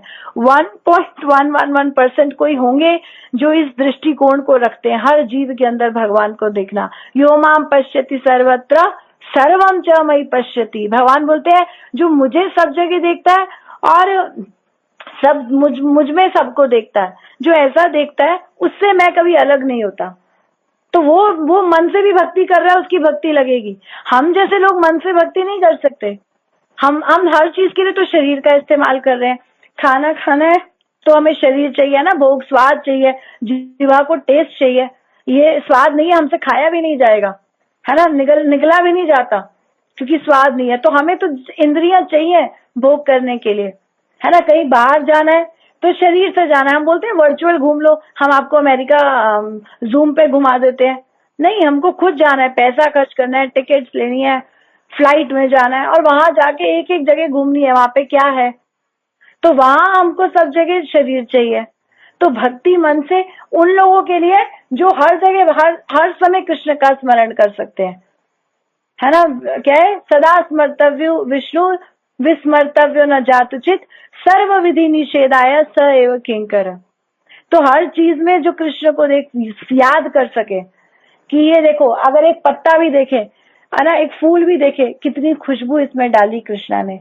ये जल पिए, जल का स्वाद, अगर जल ना हो तो व्यक्ति मर जाए, है ना। ये जल में देखो, इसका जो टेस्ट है, जल को टेस्टलेस बोलते हैं, है ना, ऑर्डरलेस। लेकिन फिर भी निर्जला एकादशी पे पता चलता है जल में क्या स्वाद है। तो जल का वो स्वाद भगवान है। जो हर चीज में कृष्ण को देख सके वो लोग मन से भक्ति कर सकते हैं। वो मन से खीर बनाएंगे ना और उसमें उंगली भी डाल देंगे सपने में, तो उंगली जली हुई उनकी निकलेगी। ऐसे बहुत ब्राह्मण शास्त्रों में ऐसी कथाएं आई हैं। तो ये उन लोगों के लिए ठीक है, उनकी उंगली जलेगी, लेकिन हमारे साथ ऐसे नहीं होने वाला। हमारा मन अभी संसार में लगा है, हमको हर चीज के लिए शरीर चाहिए। तो जब इंद्रियां लगती है तो मन लगता है। इसीलिए भागवत रोल मॉडल्स देती है आपको। अमरीश महाराज, है ना, तन को लगाओ, तन को लगाया, क्या किया, वाचांसी वैकुंठ गुणानुवर्णने, वाणी का उपयोग भगवान के गुणों का गुणगान करने में, जिह्वा भगवान का प्रसाद टेस्ट करने में, पैरों का उपयोग भगवान के धाम चल के जाने में, परिक्रमा करने में, हाथों का उपयोग सफाई करने में, भगवान के मंदिर की, घर की, जो भी चीज आप कर रहे हैं। तो ये सब चीजों के लिए आपको इंद्रियां चाहिए। तो जब इंद्रियां लगेंगी फिर हमारा मन लगेगा। तो ये हमारे लिए नहीं है, लेकिन हाँ सत्य है, जिनका मन लगा हुआ है उनके लिए, जो 100% कृष्ण के अलावा कुछ और सोच ही नहीं पाते, जो अलग ही नहीं होते, उनके लिए ठीक है। ठीक है, क्या मैंने आपको उत्तर दिया? हरे कृष्णा। प्रभु जी तो इस विषय में रोज ही बोलते हैं, हर रोज, और भी कुछ ऐड करेंगे तो अच्छा रहेगा। राधा गोकुलानंद प्रभु बहुत सुंदर लिख रहे हैं नीचे कि जो हम एक्चुअली में करते हैं उसमें तो मन लगता नहीं है, है ना, और मन वाली सेवा में मन कैसे लगेगा। बिल्कुल ठीक बात है। हरि नाम रोज कर रहे हैं, वो भी हमें मन नहीं लग रहा, मन भटक जाता है, तो फिर मन वाली सेवा में कैसे मन लगेगा। धन्यवाद प्रभु जी। हरे कृष्णा।